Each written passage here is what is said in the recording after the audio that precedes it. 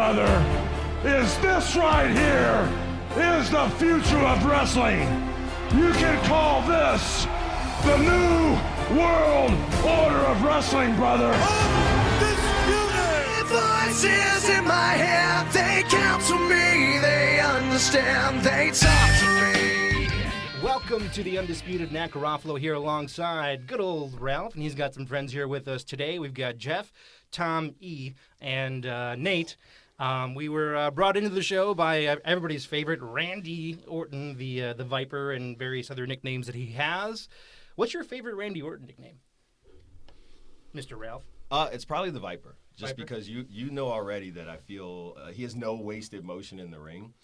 It's a very fitting name. When you have a wrestler that can live up to his moniker, that always goes over well with me. Randy does it, I feel.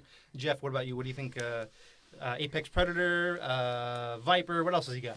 You know, I'm a fan of the Viper too. Okay. And similar with what Ralph said, you know, his wrestling style and how he carries himself in the ring, it's very, Slytherin. How about you, Nate? I like the Apex Predator. See, there we go. Cool. Very nice, very nice, very nice. And Tommy, what about you? You know what? I'm going to go off the reservation and say the Legend Killer. I forgot about that one. Okay. Because I'll tell you, he's dropped an RKO on so many legends, and people who thought they were legends, he put them in their place pretty darn quick, out of nowhere, as a matter of fact. Not a legend, but I'm not condoning anything, but not a legend. One of the craziest RKOs I saw him deliver was to a storyline girlfriend of Stacy Keibler. It's like, what was that? Oh, my God. They needed to fill a week, all right? What's that? What's that? They needed to fill a week. Trust me, they've been needing to fill a year is what they've been doing for the past season. All right, cool. It's every wrestling fan's favorite time of year. We're in Mania season, which is the Indy 500, the Daytona 500 of professional wrestling, where the Super Bowl is at the beginning of the season. Yeah. So we're kicking it off today. Before we get into tomorrow's show, as far as matches on the card and the lead up that got us there and what we expect from the show, I think it'd be cool if the panel here shared some of their favorite manias overall, and their maybe even a favorite mania match. We'll go ahead and start with our guy Nate over here. What are some of your favorite Mania moments, or your favorite WrestleMania in general? Go ahead. I like the Triple H versus the Roman Reigns. That was pretty cool. Come on, man. Okay. All right. I'll tell you one of mine. It's real old school, but I gotta say, and I hope I'm right, but I'm gonna say Hulk Hogan versus King Kong Bundy. Was that a cage match? That was the old school blue square cage I missed match. that cage. A lot of heat leading up to that match. There was huge heat. They had the injured ribs. There was a lot of heat leading up to that match. And just the fact that they were just going pound for pound. It was like watching two bulls just destroy each other. And, man, that was classic good guy versus bad guy. And, King Kong Bundy, the king of the 5 count. That sucker, when he splashed somebody, you knew ribs were breaking. Yeah. Hulk was going to Hulk back and Hulkamania out on him. But, Bundy put it to him. He stuck it to him pretty hard. They pushed him pretty hard leading up to that. I mean, that was his year. That was probably his best year in the WWF, at the time of WWF. He brought it, I thought, all the way up to WrestleMania. And it's part of the reason I feel like that they kind of let him come back for that second tour, if you will. Yep. And he put it on again, too. I mean, I thought, his whole thing with the $1 Million Corporation and all that. Mean, because think about it. The dude's significantly older at that point. Yep. It's the late 90s, but he was still churning out what I thought were decent matches. No, he was iconic. And I'll tell you, in future date, it's really a shame that guy has not gotten into the Hall of Fame yet. I think down the line they're gonna Bundy. It's gonna have to happen. I mean, he kind of was the mold for the big guy thing. From him, you got Earthquake, you got Typhoon, you got a little bit of Big Boss Man that was feuding with him at some point, which has led into the Strowmans and all that stuff. So he kind of was the trailblazer for the big guys that were just big, that would just bruise you. Absolutely. And the fact that he hasn't gotten in yet, when a lot of other trailblazers have. it's a noodle scratcher a little bit. Absolutely. Sure. And I'm glad you brought up the blue cage. I missed the blue cage so Who much. doesn't miss the blue cage? Who doesn't miss You the gotta blue have cage? that throwback. I know WWE has done like the throwback nights, Sure. where they bring the old legends back, Yep. and I know they've had Psycho Sid, and The old entrance. the old entrance. How small did Sid look against like wrestlers today? Because I thought he was a monster back then. All I gotta say is, don't Google that one YouTube video of him jumping off the top rope Oh, when and it was- just yep. shattering his legs. I saw it live. It was the worst. I wasn't there, but I was watching Nitro that night. He was fighting Scott Steiner, Big Papa Pump, and I'm like, oh, I wonder why Sid's going to the top rope. I wonder why Sid's jumping off the top rope. Oh my God! Wow. I think his femur wound up in the third row. Like it went from facing a normal direction to it was like 90 degrees out. Yeah. Instead of a completely direction it's not supposed to go in, and it's just. Ugh. While we're on the subject, you guys think he ever gets in? Does he make it to the Hall at Probably some not. point? Because he did some work for them too. I mean, the '90s they brought him back in.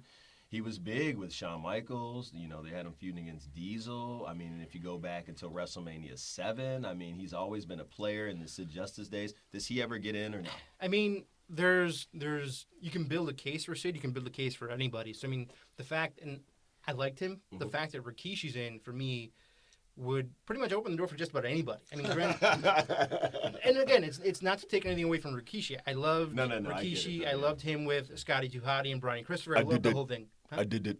I did it for The Rock. I did it for the people. Shut up, dude. Worst gimmick ever. Well, you know, but there are people in there that make you wonder why they're in. So I think that being what it is, I think opens the door for Sid or just about anybody to be in there. Okay. But, Let's keep moving around. Yeah, Jeff. WrestleMania 3, Hulk versus the original Giant, I guess we should say. Yep. But going for that power slam and not doing it, hurting the back, and Yeah. Yeah. comes back, Hulk's out, hits him with the power slam, drops the leg, 1, 2, 3. The passing of the torch. Yeah. Right? Mm-hmm. That's something he never learned to do. But, it was done for him. And that's how you do it right there. You give him the 1, 2, 3 in the middle of the ring. You let him, let him slam you. That's passing the torch. And what's funny is everybody thinks in that match that Hogan won the title from Andre. He actually went in as the defending champ that night. So it was it's an interesting revision of history with that, where Sure. folks are like, oh man, Hogan, beat Andre, won the title, and now he took over the WWF at that time and changed everything. He was already champ going in. And Yep. It was just a matter of Andre saying, all right, cool, here's my endorsement. Have fun, have at it. Yep. It was kind of interesting. I didn't hear if it was you or Jeff that brought up the struggles that Hogan had with passing the torch on his own. His weird thing, he would pass it and then come back. He would pass it and then come back. Well, you could argue that he's passing it. You could also argue that he's not passing it. Look at WrestleMania 6. Mm-hmm. He couldn't just take the pin. Like, you got to do the whole, I almost kicked out, now it's the the Warrior? controversy. Yeah, just take it, man. That's the thing that gets people over. Dallas Page talked about Randy Savage doing that for him at Spring Stampede to put him over. Mm-hmm. Listen, that's what you got to do. And I just never appreciated that he wouldn't do it. Again, he stole Bret Hart's thunder. Mm-hmm. WrestleMania 9, 9. yeah. I mean, he just the guy held the Well, company he stole hostage Yoko's a lot. thunder more than anything. Well, he stole a lot of thunder all along the way, every time. So, Actually, another guy who has had a bit of a challenge as far as giving up the reins when it was necessary is HBK. He gets a bit of a pass because of how entertaining of a performer that he was, but dude hated to be pinned, man. He would, if he could find a way to not lose, he would. I feel Politics less of that- that from him and way more of that from Hogan. I No, mean, oh, I, for I, sure, know, for I know sure. that McMahon was high on him. I feel like McMahon was probably. They didn't want Shawn Michaels to be pinned. That was their guy for whatever reason. At times, I don't even think he was the best wrestler on the roster. I'm not taking away from what he does, but they obviously wanted him to be elevated at an artificial level, we'll just call it. But All right, Mr. Ralph, and it's kind of funny that with WrestleMania weekend, you typically have the celebrities coming out, hanging out Sure. at Mania, singing the anthem, doing God Bless America and all that. Yep. and all these special guests. We have special guests ourselves. That's actually pretty cool that it worked out that way. It is very nice. It is very nice to have our guest in studio here. I'll move to my WrestleMania moment. Actually, I won't steal your thunder. I'll let you take 10. I know that's a big one for both of us. So I'll go 9. Okay. Okay. It's still a part of a time where wrestling was big for me. I loved it, and even so much so, 9 was great because I thought it was outside Caesar's Palace.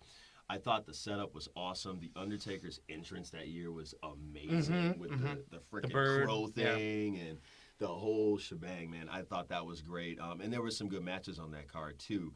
The way the night ended was kind of soured for me.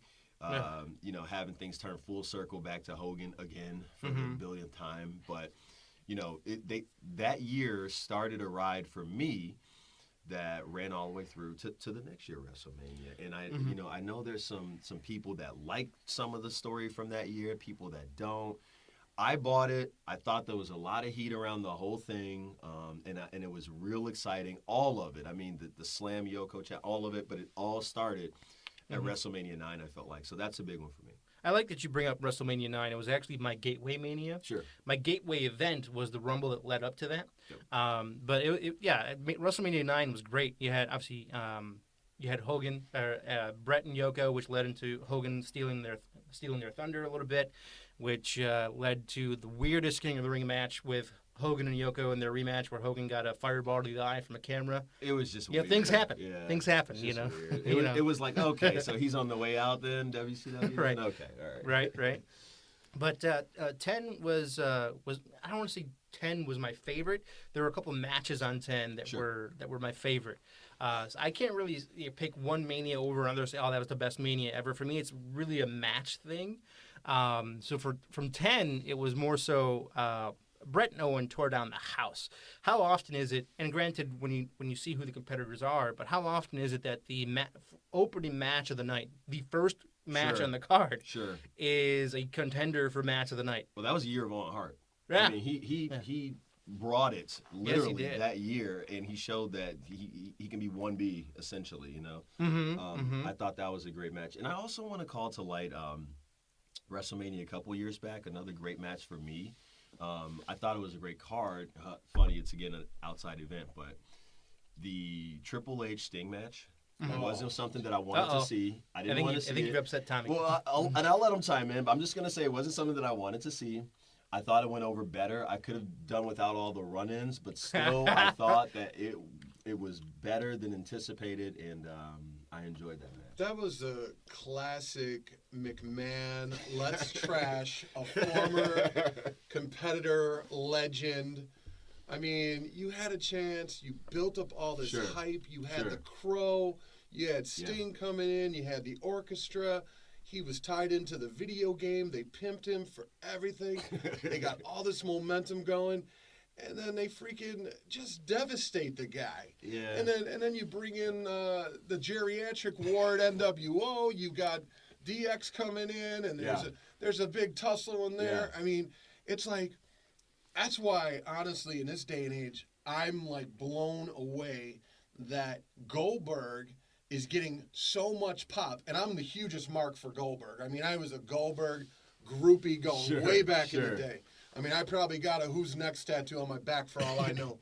But I'm telling you. That's called the tramp stamp, Tom. It is a tramp stamp. But depends on how high it is. Yeah, mine's on my shoulders, so I'm more of a sophisticated tramp.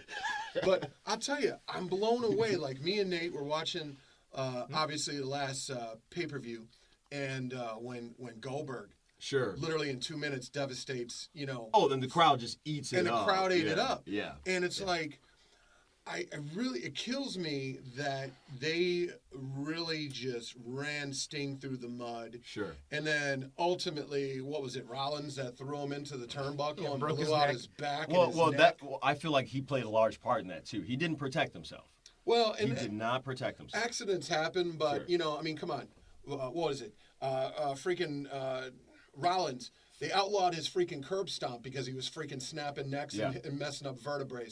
Yeah. He's been pretty reckless. He's a very talented wrestler. Yeah. And I've seen him do flat-footed moonsaults. Sure. on the floor at Sure. wrestling rings. Sure. So, I mean, he can do so much more than what he's doing in the Sure. ring right now. Sure. But going back to my point, I just hate how McMahon covets the big name properties from other wrestling. Just to undress him. Just to undress him. Yep. Whether it's taking Dusty Rhodes and put him in freaking polka dots Yeah. and making him Yeah. jive and dance all over the place. He owned it though, man. He owned it. He made it work. But I mean, you know, you're taking go. I mean, I'm an old timer. Go back to Terry Taylor where you made him the freaking The Red Rooster And the Yeah. gobbledygooker. and Yeah. the Gobbledygooker. Yeah. They Yeah. just he takes his competition. Yeah. He pimps them, Yep. embarrasses them, and then if they play fair in the yard, he throws them a little bone and gives them a little shine. You mean to tell me you didn't enjoy King Booker? I've actually met Booker T numerous times. And Did you meet Charmel? That's I have the real met question. Charmel. Okay. And I hope, Queen my Charmel. wife's not listening. Uh-oh. But She might later. she's not too hard on the eyes. But, All right. but yeah, Booker T, man, I met him at numerous airports. I was outside traveling salesman, and I ran into him numerous times. Okay. Honky Tonk. I've ran into Greg the Hammer Valentine.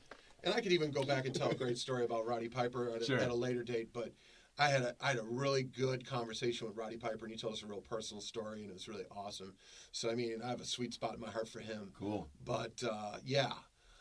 Going full circle, I just can't stand when McMahon destroys talent from other competitions. If you don't want them and you're not going to carry the momentum that they Sure. bring with them from other rings, Sure. go for it, you know? It's, you know It's- what? it's- It's weird because I don't think he did it to everybody. He did it to a lot of people. And my biggest example is they made a huge deal out of bringing in Dean Malenko, Chris Benoit, The Radicals. Perry the Saturn. Radicals. When those Perry guys Saturn. came in, Perry sat. When those Gave him guys a came freaking in, broom, they a mop. they rolled. Moppy. Well, Moppy. well, and he did something to deserve that. That was a punishment. That was Well. a punishment. So, but Dean Malenko, Chris Benoit, they didn't have to go through that for whatever reason, and it just speaks to how great they were. But before you know, Nat keeps us rolling on the train here, I just want to ask, because I'm interested in the perception of Nate. He is, you know, the youngest one of us by far. In I behave the here. youngest, I should say. And I'm interested to hear what somebody from your generation, Nate, thinks about Goldberg, because we obviously got introduced to him way back in the run. So the way we think about Goldberg is going to be much different from the way you think about right, Goldberg. and this is Goldberg version 3.0 for us, pretty much. Yeah, and you hear the pops that he's getting. So let's turn it over to Nate. And so what do you think about Goldberg, Nate? Goldberg is Uh-oh. spear, Okay. he's jackhammer, Okay. and he's a little bit fast at it. Okay. That's it, right? That's it. It's an That's literally accurate it. summation right there. That is, you know what? That's, if you ask somebody our age, they're gonna, you know, wax poetic. But I think Nate just, that's what it is, dude. He's a spear, he's a jackhammer, and it's gonna happen real And fast. I kind of want to talk a little bit about what Tommy brought up in terms of how Vince likes to kind of tear down, kind of be like a drill sergeant of sorts, break these guys down, and if he feels like it, rebuild them later, the folks that he brings on from other departments.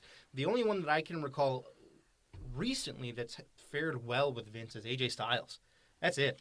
Well, You can't deny that, kid. You know what though? I'll top that with Jericho.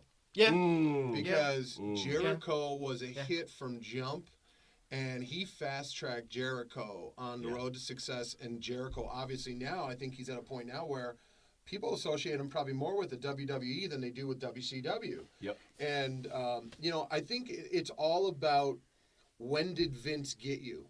Were you a willing, what's the term I'm looking for? Did you jump ship willingly? Were you a willing convert? Were you a willing convert to the WWE culture, or did he have to beg you to come over? Sure. Did you have to come back to the table numerous times? And I think with Sting gave him the Heisman a few times and was like, Yep. I'm not interested. They made a run at Sting a few times in the past, and he's like, no, I'm good. I like being the show at WCW. And so when you had these guys that were the pinnacle of their sport and for their franchise, and McMahon finally pried them away, to Nat's point, they did break them down, tear them down, and maybe possibly build them back up.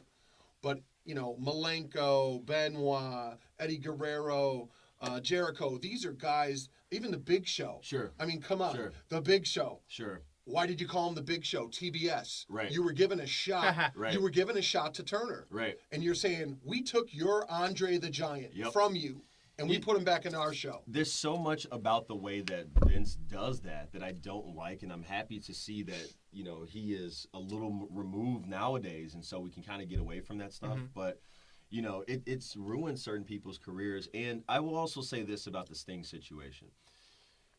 It's easy to feel complacent when you've never been on the other side of the yard. I think once he got there and he saw the reception that the WWE universe gave him, he wanted more of it, right? I don't think he intended to do anything past WrestleMania, but just the fact that the crowd wanted it and then he wanted it. And you know what? You could say I enjoy being the top guy in WCW until you are the top guy at the top show on the main event in Madison Square Garden.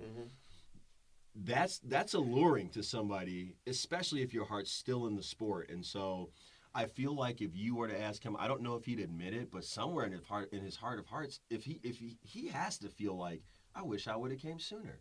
We could have got that, him and Undertaker at WrestleMania towards their primes, which is what we all have been denied of forever. Yep. I thought Jeff had something. Sorry. Cool. Moving on here, we had last night. We had the Hall of Fame inductions for the 2017 class. I'm gonna pull those up here in just 1 second. It's a little bit further away than normal. Which I know, Nate and Tommy, you guys had a chance to take a look. I only briefly caught a little bit of it. I'll say this: I can't watch the thing without shedding a tear, man. I just love that, these guys get to come and have their 15 minutes of limelight, and, Dallas Page's speech was great, and, you mark out the same way you do for a match. He name drops and we cheer for our guy, but it's nice to hear those backstories, and his impression of Dusty Rhodes is pretty spot on. Oh, it was perfect. Dallas. Dally. How did it feel? It feels real. That's what it is. Oh, yeah. Well, and you know what breaks my heart is, and it happens in the WWE, it happens in Major League Sports, everything else. It's really a heartbreaker when these guys get nominated for the Hall of Fame and they're not around to get it. Yep. Posthumous, whatever the term I'm looking for, after their death. Rick Rude. Sure. God, he was awesome. Sure. And he was the ultimate heel. Yeah. And he talked smack to every guy and girl in the crowd. And what's ironic is my brother, Rich, looks exactly like a Rick Rude. And so we call him Rick Rude. And he's ecstatic that Rick Rude made it to the Hall of Fame. And it's bittersweet. His kids and his wife came out, and his son did a spot-on impression of his father. Okay. And literally shut the crowd down. Nice. And so, Did he call anybody a sweat hog? He did. He did. So, not that, there's your spoiler alert, but honestly, it's great. And you see these guys, and you see the blood, sweat, and tears. And I guess there is an ongoing debate about, it is the WWE Hall of Fame. Sure. So sometimes you got guys from different franchises, whether they be the AWA, the NWA, WCCW, going all the way back. But I guess when you think about it, the pond's been so cross-pollinated that a lot of these guys have had a cup of coffee in the WWE at some point in their career. Sure. So, they're just going to make it generic that it is basically the Wrestling Hall of Fame. Sure. I know Crockett's got a Wrestling Hall of Fame. Yep. I know there's some other Mid-South Hall of Fames out there that champion some of the guys like Iceman King Parsons, some of the old classic Mid-South wrestlers, Junkyard Dog, all these old guys. Even DiBiase had a legendary status in that league back in the day. I'm an old AWA, NWA guy. I'm a road warrior, Mark, beyond belief. My old man took me to ring matches at the UIC Pavilion, Hammond Civic Center, Joliet Arena. Man, we went everywhere. Even Comiskey Park, we saw the Freebirds versus the Road Warriors at Comiskey Park. Nice. So, I have my wall at home covered in Road Warrior pictures. Nice. From head to toe. And being a young Catholic boy, there was one wall with a cross on it that I couldn't put any pictures on. But everything else, Hawk and Animal, Paul Ellering, what a rush. Did you put the Undertaker on that wall? I never had the Undertaker, but and so But yeah, it's the Hall of Fame is definitely a great thing, and this year, the only thing that really rubbed me wrong was the Beth Phoenix nomination. You can't put her in before China. And during Beth Phoenix's speech, I know she felt some heat because she started doing a minor tribute to China and kind of thanking her for paving the way and opening the door for her to enter into Royal Rumble, even though her big move was kissing the Great Khali. And getting him knocked out of the ring. I don't think that's that impressive. But I think the fact that she is married to Edge, and Edge is a very good political player for the WWE, I think that kind of fast-tracked her in before China. Well, China's got the whole, back history with Triple H, so I don't know how quickly she's going to get in. And to that point, to pair up with your Rick Rude point, it didn't go over well the way he left the company. I think it was 97. I thought it was awesome. Who didn't? I mean, they got shows busted. in one night? They got busted, right? That's when they had to move to live TV. And WCW really had him by the short ones, right? It's like, somebody's taped tonight. He was on Nitro with like a full beard and on Raw with like clean shaven. Yeah, and so it was like the same night within 10 minutes. Like, so I know that's one of the things that probably led to him not getting in until after his passing. It's just not, they weren't going to give him that moment when he had done that. So. And I was kind of glad you brought up Rick Rude, because when I was sitting there watching Raw and all of a sudden the graphic comes up of who they're inducting for this week, and it was Rick Rude. I'm like, what? I was like, it wasn't a what of like, oh man, that's awesome. I wasn't expecting Rick Rude to get inducted. It was a what of like, he's not in already? That's where it was coming from. Like, what? Yeah. You kind of thought he would be in. Yeah. He's legendary, and because of my Road Warrior history, he's from Robbinsdale, Minnesota. He got trained by Eddie Sharkey. Eddie Sharkey was a classic wrestler who trained the Road Warriors and Paul Ellering. Sure. We're talking Rick Rude, Paul Ellering, Hawk, Animal. They were all bouncers at nightclubs. Even going back to Jesse Ventura was a bouncer with these guys in Minnesota. And these guys were all power lifters, bodybuilders, freaking, bouncers. And all of a sudden, this Eddie Sharkey guy goes, man, I teach you a few arm locks. Yeah. And, man, you guys can make a hell of a lot more money. You sure could, because you had Hogan running around who couldn't tell you a wristwatch from a wrist lock. You're right. I have a Fitbit. I have a Fitbit. A Fitbit. Damn millennials. Well, let's get Jeff's kind of opinion about the Hall of Fame. Jeff, is it a good thing? Should it be blended with some of the others? Are we missing people? Has it been kind of watered down by some of the celebrity inductions? What do you think about the Hall of Fame? Well, I'm not a fan of the celebrity induction. Sure. Bringing those guys in, it's good for publicity. It doesn't belong in the Hall of Fame. This should be something that's held kind of sacred. Sure. But in terms of like other people or some of the smaller shows throughout you kind of have to have the community. Yep. Get them all in one place. Do it right. I think they should make a location.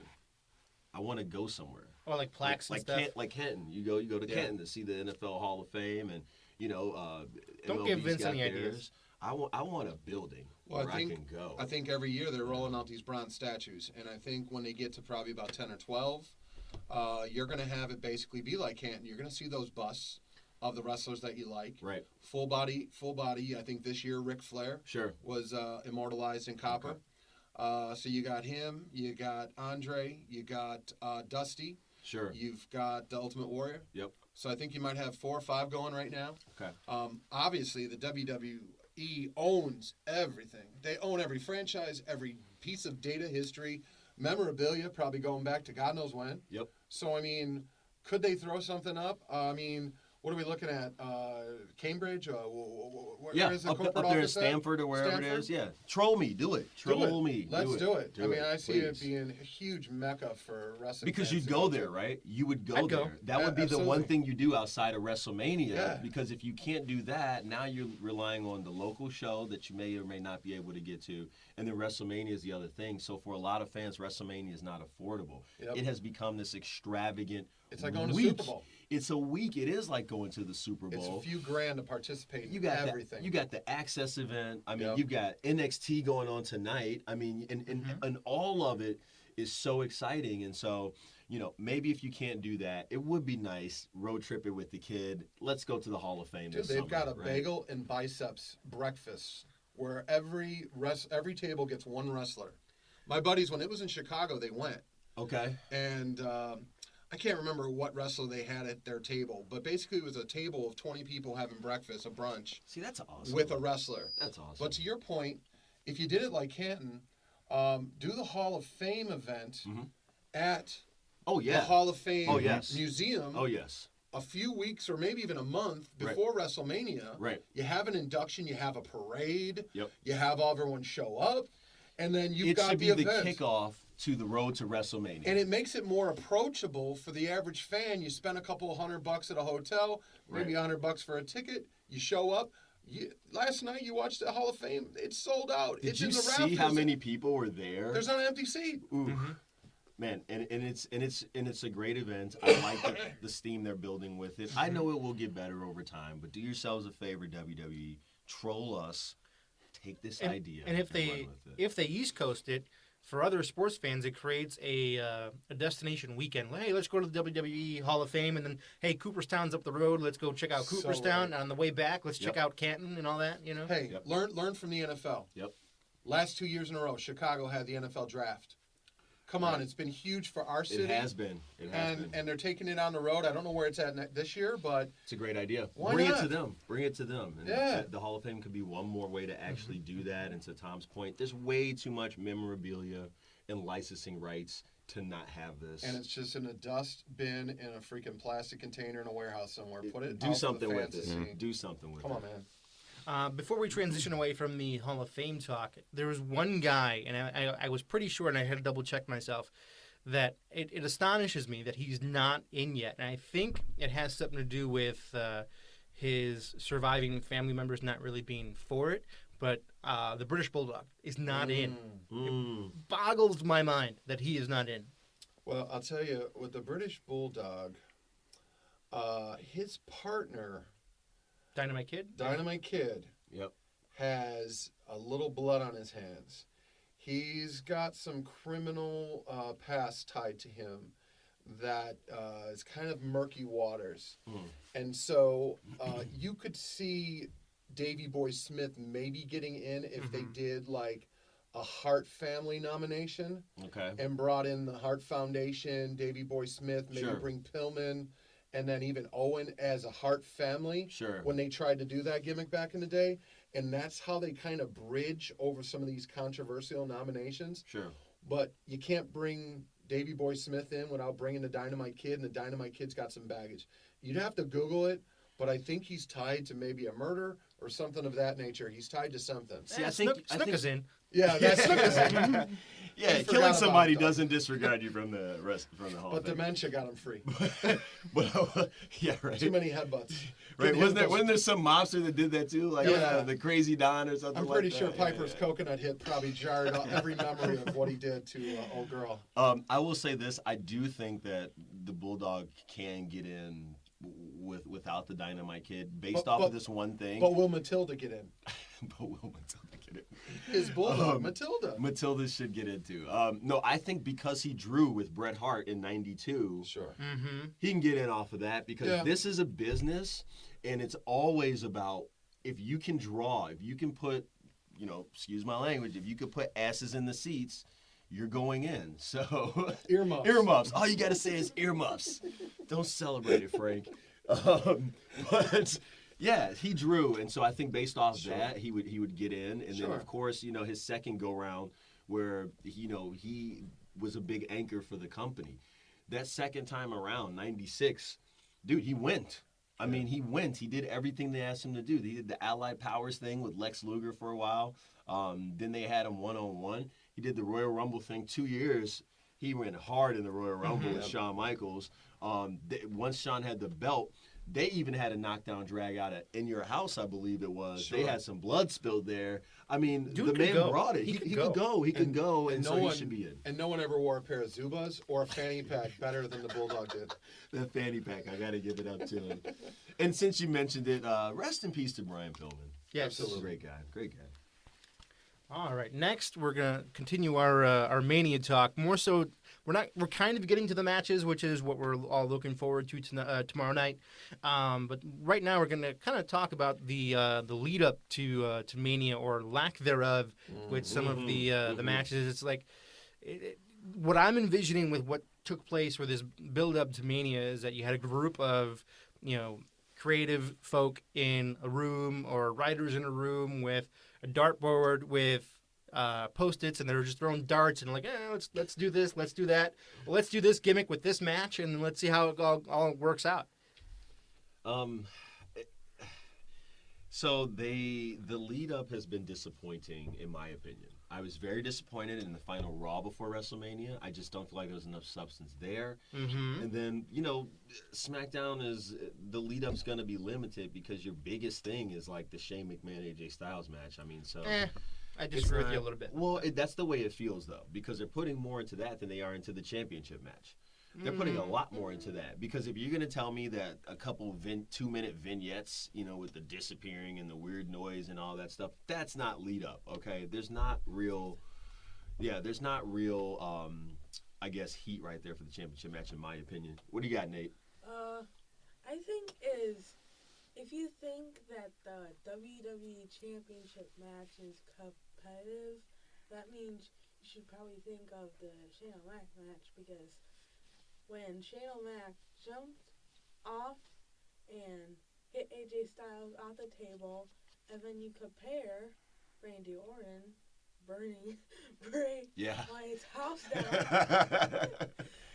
it's really hard to describe what to do now with these 4 guys. That's a great point. Good point, actually. Nate. That's a very good point. Well, and the two matches, or the two storylines that were brought up, they're actually intertwined. The only reason why AJ is feuding with Shane, quote unquote, is because of what Randy Orton did with his swerve on Bray Wyatt. So we were moving towards a Bray Wyatt AJ Styles WrestleMania main event for the WWE title, but because of Randy's deviousness, he is now facing Bray Wyatt after a phenomenal match between him and Randy Orton on SmackDown. Yeah, that was one of the best matches I've seen in a very long time. Oh my God! I think I'd mentioned it to you at work the next day, and I think I even mentioned it to you, Jeff. Dude, you can't ask for more than that. A little bit of an aside, kind of off track, but within that match, my favorite moment of that match was when Styles deked Orton, and Orton went for the RKO. Oh, yeah. Yes, that was the slickest part of the match by far. I geeked out. It wasn't so much that that Styles deked him on it. It was the fact that Randy was okay enough to go for it and miss. I was like, I honestly thought that was like someone editing a video playing with me. Yeah. I was like, are you kidding me? Yeah.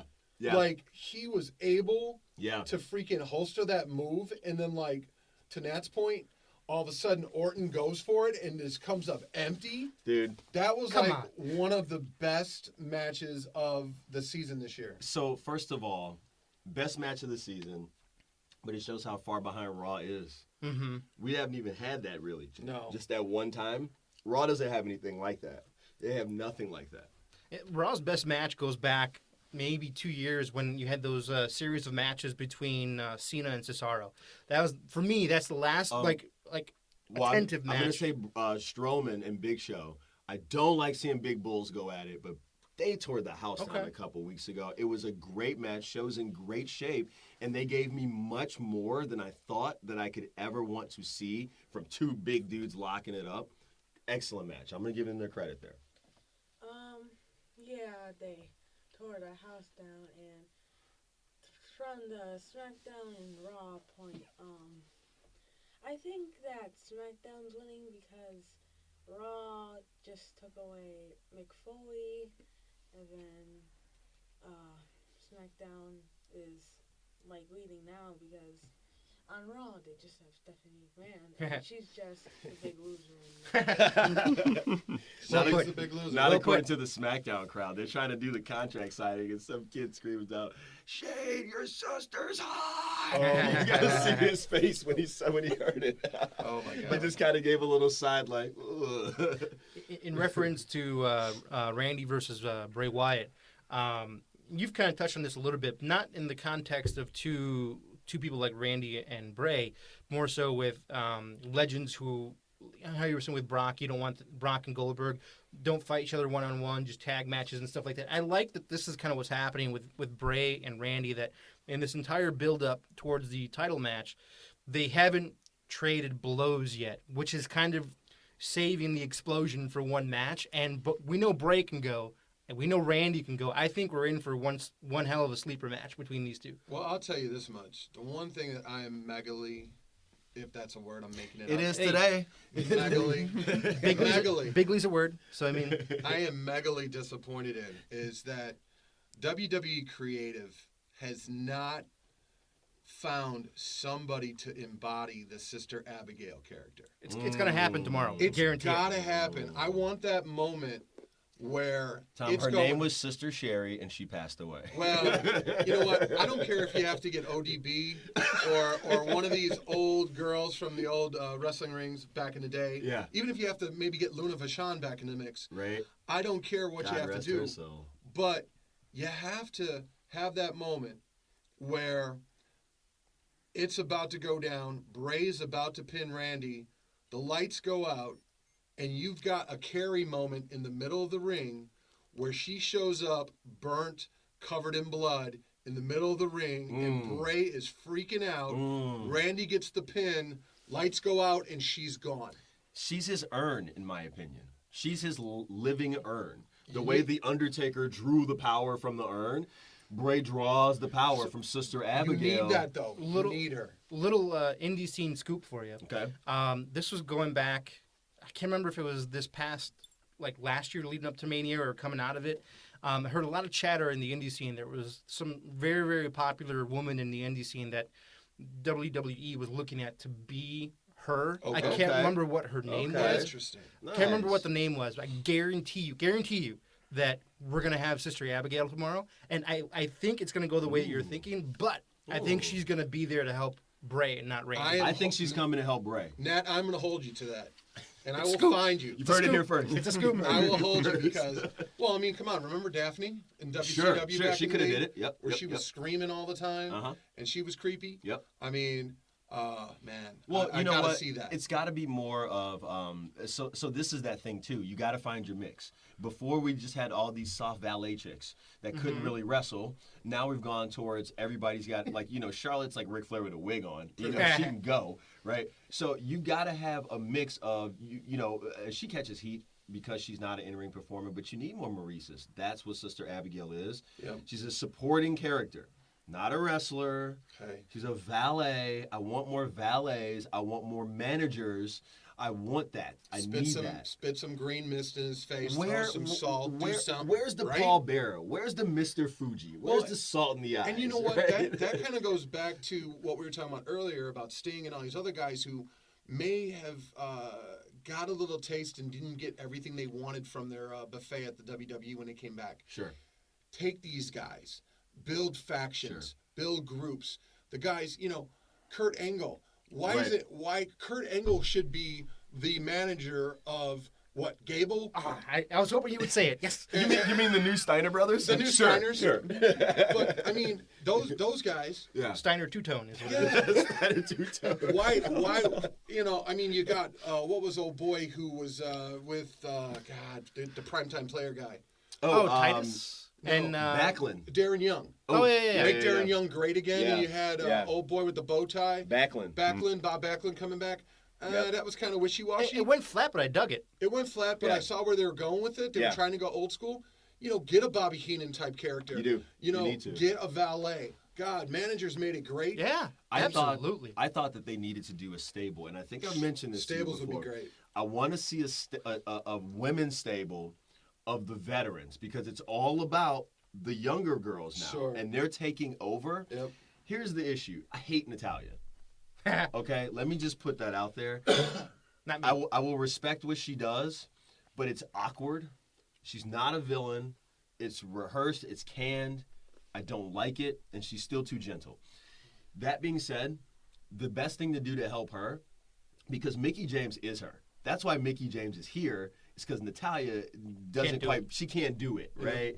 Mickie James is here to do it. I thought you needed to kind of bring those two in, and I don't know, who else is out there in the way of a Victoria, or maybe even, one of the. How about Melina? One of the. You know what? Just another veteran girl. Maybe those girls, the beautiful people from TNA, but just other veterans. So you could have this like women's like legend stable versus the newer girls, right? Yeah. So the newer girls don't have a stable, so they kind of get beat up on because it's like female NWO. They would be, and so this legitimizes Natalya for me. You place her with Mickie James, who, by the way, the resurrection of Mickie James has been wonderful to watch. I'm not a huge fan of the chick, but I will say this: she's going, and to Nat's point. It's got to be refreshing for her because the first go-around there, they didn't have a lot of women in-ring performers.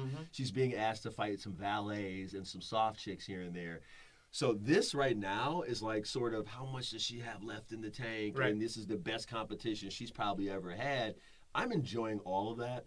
I just think they're missing the boat by not putting Natalya with her. Let's see these chicks dressed down in like cowboy boots and, just come out and put the boots to some people every week. Like, I want to see beat downs, you know what I mean? Like, I want them to rule it that way. Yep.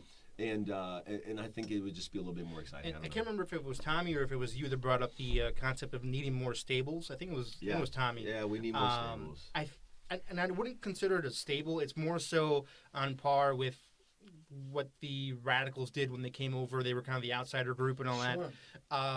I think with what's been transpiring on Raw, with the firing of Mick Foley and how Sami Zayn's involved and how Styles got fired and then rehired, and he's probably going to get fired if he loses tomorrow or whatever, I think they're going to have an auxiliary group that is kind of like a rogue group that goes from Raw to SmackDown and just kind of causes all kinds of havoc.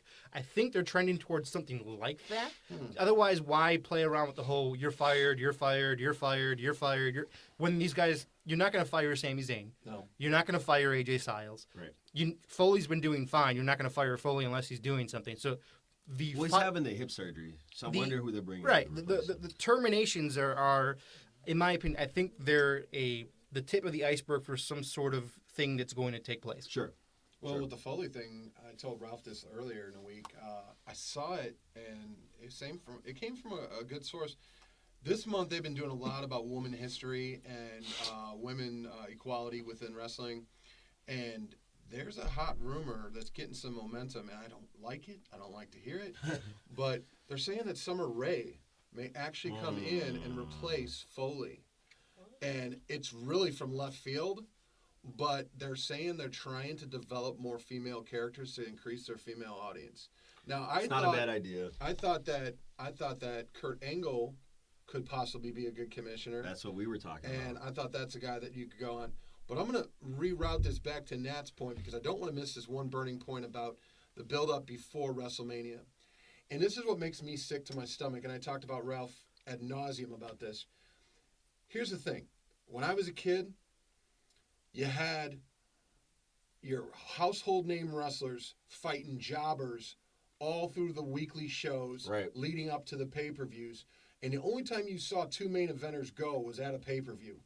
And now what they do now is they steal thunder from their own pay-per-view events by basically regurgitating and relining up the combatants of a match. If it's a four-way fight for a title, they're going to turn those four combatants into two tag teams to fight each other on Raw or SmackDown the week before. They steal their own thunder. Right. And I hate that. Right. Build that momentum. Don't give it. Give me the tease. Sure. So that I get that huge pop when I see these guys. And if you want to have run-ins or things like that, great. Have those, but do not have the same guys that are going to wrestle at a pay-per-view match fight each other leading up to Mania. Or gals for that matter. That's it. I agree. I can't completely. Take it. And for me, the match that's being built up that I like the most, and I might get thrown out of here by everybody that's at the table. And Ralph might agree with me. He's kind of unique in that respect. But it's I'm not a fan of the match. I'm a fan of the promos and everything that has led up to it, the emotions that are actually around it. It's actually the mixed tag match with John. Nate, get my weightlifting belt. No, I'm gonna Hulk out in a minute. I'm gonna Hulk out. Hear me out. Hear me out. Those promos have been classic. Thank you, dude. Ralph. Those and you know what? Actually, let's let Jeff comment on this because he actually brought this to my attention earlier in the week, and he had some good points about that. Uh-oh. You got me at a blink. Well, you know what? I will say this. They were so funny. Mm-hmm. And it goes back to the way that it used to be with the WWE, with cutting that promo. And I enjoyed I laughed so hard. This is the room where everybody usually breaks rule number 34 in John Cena's house. No drinking without a coaster. It's like that stuff was great. I loved every moment the of it. match Did is you gonna be like a it, disaster. Nate, what did you think? Great acting, I think he did. I think The Miz should be an actor instead of a wrestler because the only thing he does. Because he can't wrestle, right? Yeah, he's like, oh Maurice, oh my God, oh here's a Bigfoot. Hi. Oh, the Snickers commercial. Yeah, Right? yeah. The match is going to be a disaster. If we could have the promos without the match, I'd be the happiest person on the planet. But I'm willing to sacrifice the match for the promos because The Miz, in the past year, and we've talked about this on previous episodes, he has grown as a wrestler. And by the term wrestler, I mean the whole in-ring part and the out-of-the-ring part. He's gotten leaps and bounds better from where he was 3 years ago. Like when I came back about 3-4 years ago watching wrestling, I would record Raw and SmackDown. His matches, I'd fast forward through them every time. As time went on, his matches were usually one of the ones I was excited about on a pay-per-view card, just because I knew that he would wrestle the way his character should, as far as doing heel things to get heel victories and things like that. And he would play to the crowd the way the guys like Honky Tonk used to back in the day. So, sure, he's not the best wrestler in the ring. He's really not. But he wrestles to his character, and he does it well. I can't stand the guy. I love to hate him. I think every time I see Miz, I throw up in my mouth a little bit. Job well done. Job well done. I mean, ultimately, I was like, are you freaking kidding me? When I see that, and then you got Carmelo with the No Chin Wonder, and those suckers are wrestling. Chinzilla. Yeah, it's like, I was telling Ralph, because I tell Ralph a lot of things. And I don't listen, but he tells me. Yeah, exactly. It beats talking to the lamppost. But, the whole thing with McMahon, he's always tried to find some character that the fans can identify with as the average Joe. Whether it be, Norman? Norman Smiley? Norman Smiley. Or what's the other dude? Gilbert? Gilbert, and then you had the guy who Eugene. Eugene. Yeah, oh, Eugene. He was awesome. He wants your typical trailer park trash. Yeah. Average fan Really? to go, oh my God, if that guy can do it, so can I. The Chinless Wonder gets in there with Carmella. He's in the friend zone. Everyone can identify with it. Yeah. And because he knows what's going to happen if he steps outside of the friend zone. so Big Cass is waiting in the wings. It's a total jump the shark moment. I mean, Ellsworth is nothing more than Scrappy Doo from Scooby Doo. I mean, it's a jump shark moment. I can't. He's stand like it. Hornswoggle. I mean, it's just he's an asterisk. He's there. What's his name? Ellsworth actually bothers a lot of the indie guys because they're like dying until they even get a cup of coffee there. And Right. like for example, a buddy of mine that I've seen a lot of his matches in Villa Park and elsewhere in the area. Dude was he was ecstatic the fact that he got to be a backstage guy that got thrown around by I don't know. I don't think it was Brock. It was some. Ryback. No, The big guy. Strowman. Strowman threw him Ryback around. is very hurty. Nobody wants to be thrown around by that dude. That's his wrestling style, hurty. He got thrown around by Strowman in the back, and he was excited about the fact that he was just like this background person that got thrown around. And here's Nice. Ellsworth on regular programming. It's like, come on, man. You can't do that to the guys that are actually. But it's so damn funny. It is. First of all, he doesn't have music, so he's always coming out the Carmella song. They're skipping to the ring. You know what I mean? Like he's just like her little keychain. And you know what? It's funny because it's not overdone. We only see it for like 2 to 7 minutes on a show, and that's all I need. I don't need more spots, but it couldn't be funnier. They dress him like a little thug. He's got his little backwards hat. Might as well just bring Dink and Doink back. That's all I'm saying. Calling it before we get into it. Calling it. He's gonna win the Andre the Giant Memorial Battle Royal if he's in it. Really? No, I'm kidding. He's not. Oh my God. Please, He's not. please. That would be my gift to Tommy. He's like, here's Ellsworth winning the Andre the Giant. The only gift I'm accepting from you is Sister Abigail. All right, boys. But yeah, we've gotten to that part of the night Yeah, where let's we're kinda going to wrap discuss her.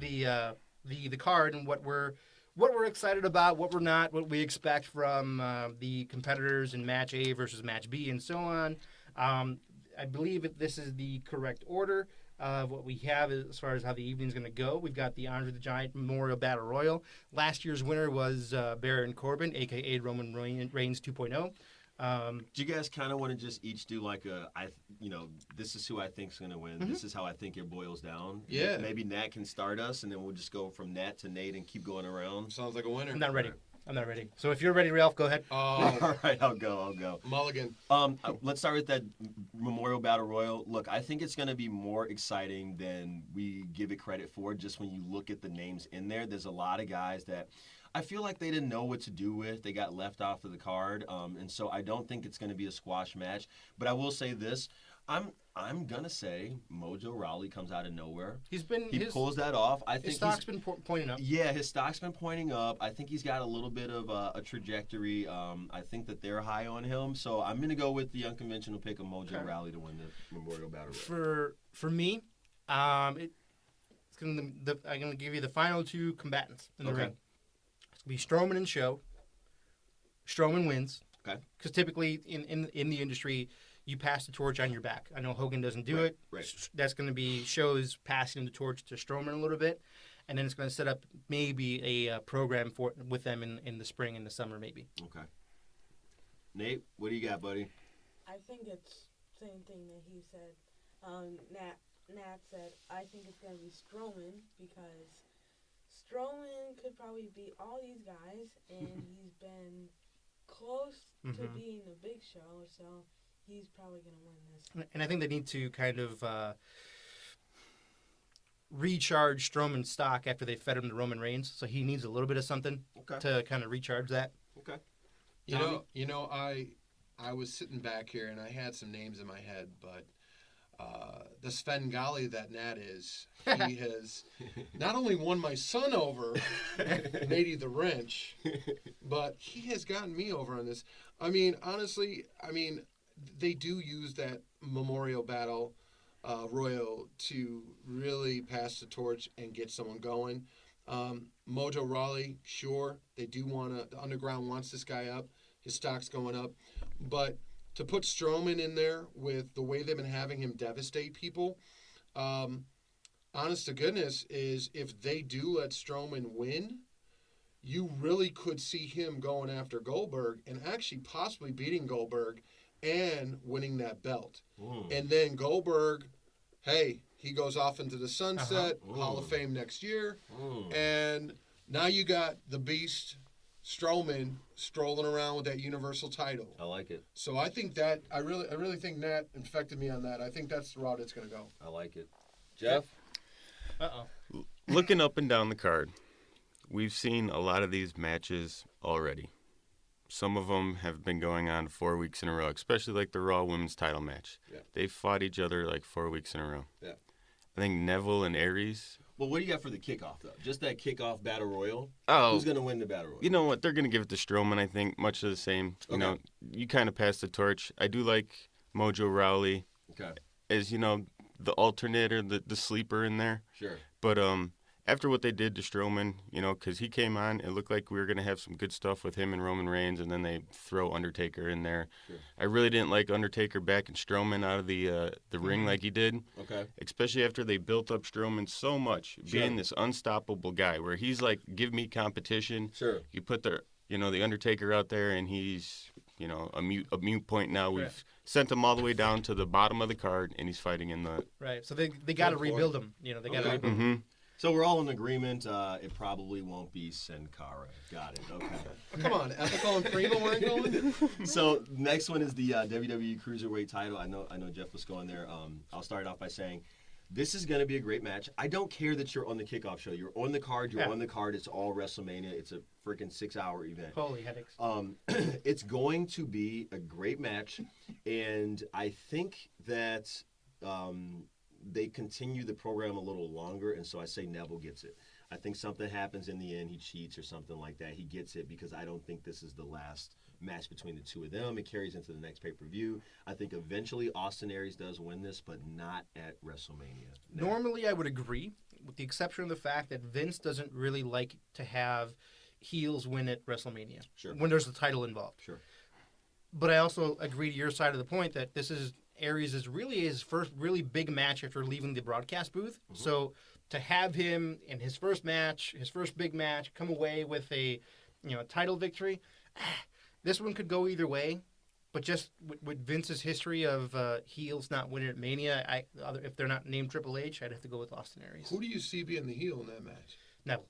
Really? Yeah, Neville. Okay. Lady the Wrench, who you got? I don't know. This is going to be a little bit hard because I like Austin Aries a lot, and I like Neville a lot. I watch him on 205 Live and stuff. Okay. Neville will win because Austin Aries says he's the best and stuff. He's beaten a lot of good superstars and stuff, but I see that if you look at Neville, he's beaten everybody for a title, and Austin Aries hasn't held that title yet. Okay. And he's been on NXT and WWE Sure. and stuff, but he hasn't been 205 Live a lot. Okay. So I think it's gonna be Neville. All right. Good point. Good point, buddy. Good point. I'll tell you, I hate these midget wrestlers. I really can't stand freaking cruiserweights. I am a classic ham and egger. I want the two bulls in the ring beating on each other, doing open hand slaps. To their Tom's chest. the smallest guy in the room. Yeah, I'm the smallest. I'm kind of petite, and no, I mean, I like the moves they have. I mean, obviously Austin Aries is a local Wisconsin product. Yep. He's been around Ring of Honor. He's been around all these other big ring wrestling. TNA. Yep. He's gone all over the place. I really didn't know if he was hurt because I know they were using him as a commentator. Neville, that sucker's got some Dumbo ears. They finally gave him a freaking mustache and a beard to make him look like a pissed off hobbit. King of the Keys. Yeah, I mean,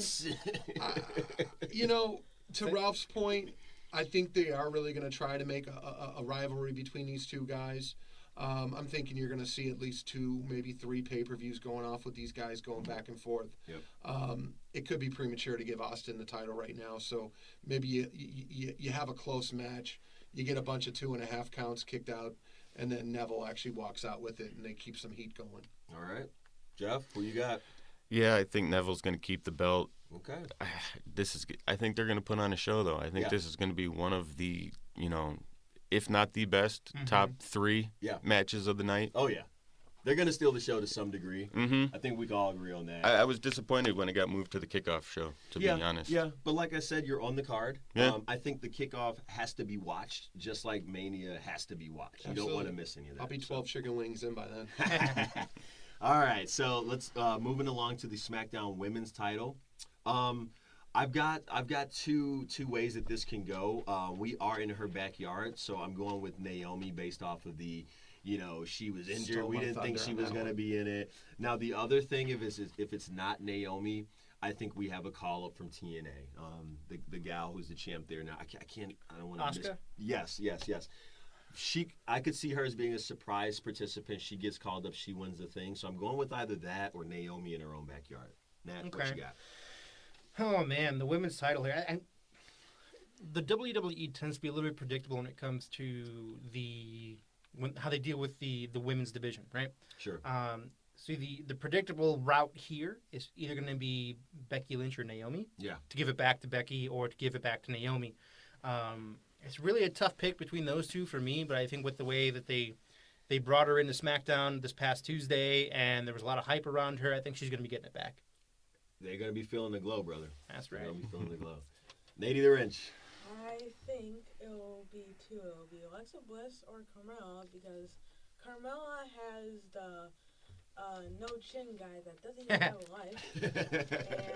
And you have Alexa Bliss who has cheated sometimes because she cheated sometimes to win a title, so I think it's going to be those two. I like your choices. I do like Alexa Bliss. She's one of my favorites. I just don't see it happening for her, but those are very good choices, Nady.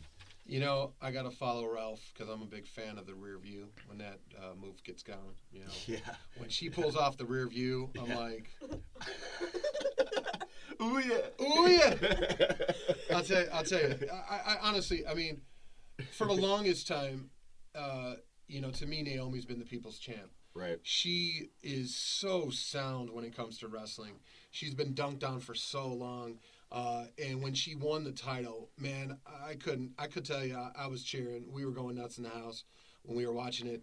We're like, it was a Daniel Bryan moment where it was like, man, this chick has put so much blood, sweat, and tears. She really deserves it. She's head and tails in regards to moves above everybody else. And then when she had to give it up, I don't know if she was injured or what the plan was. But to Ralph's point, she's a Florida product. She's definitely going to, I think, feel the glow, and I think the crowd is going to love it. And I don't like what her husband and Jimmy and Jay are doing with the old Thug Life reinvention of the Usos. Right. But I'll tell you this much. I'm telling you, I think Naomi's going to get the belt back, and I think she's going to keep it for a while.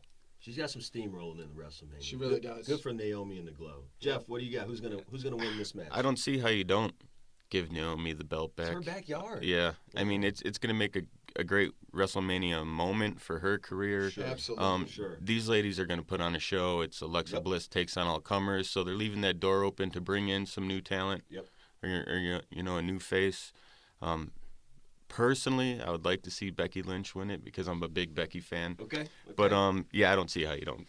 I don't see how they make Naomi walk out of there without it. We could have a whole little side show on what's going on with Becky and what needs to go on with Becky. That'll definitely be for a later date because she needs some help right about now.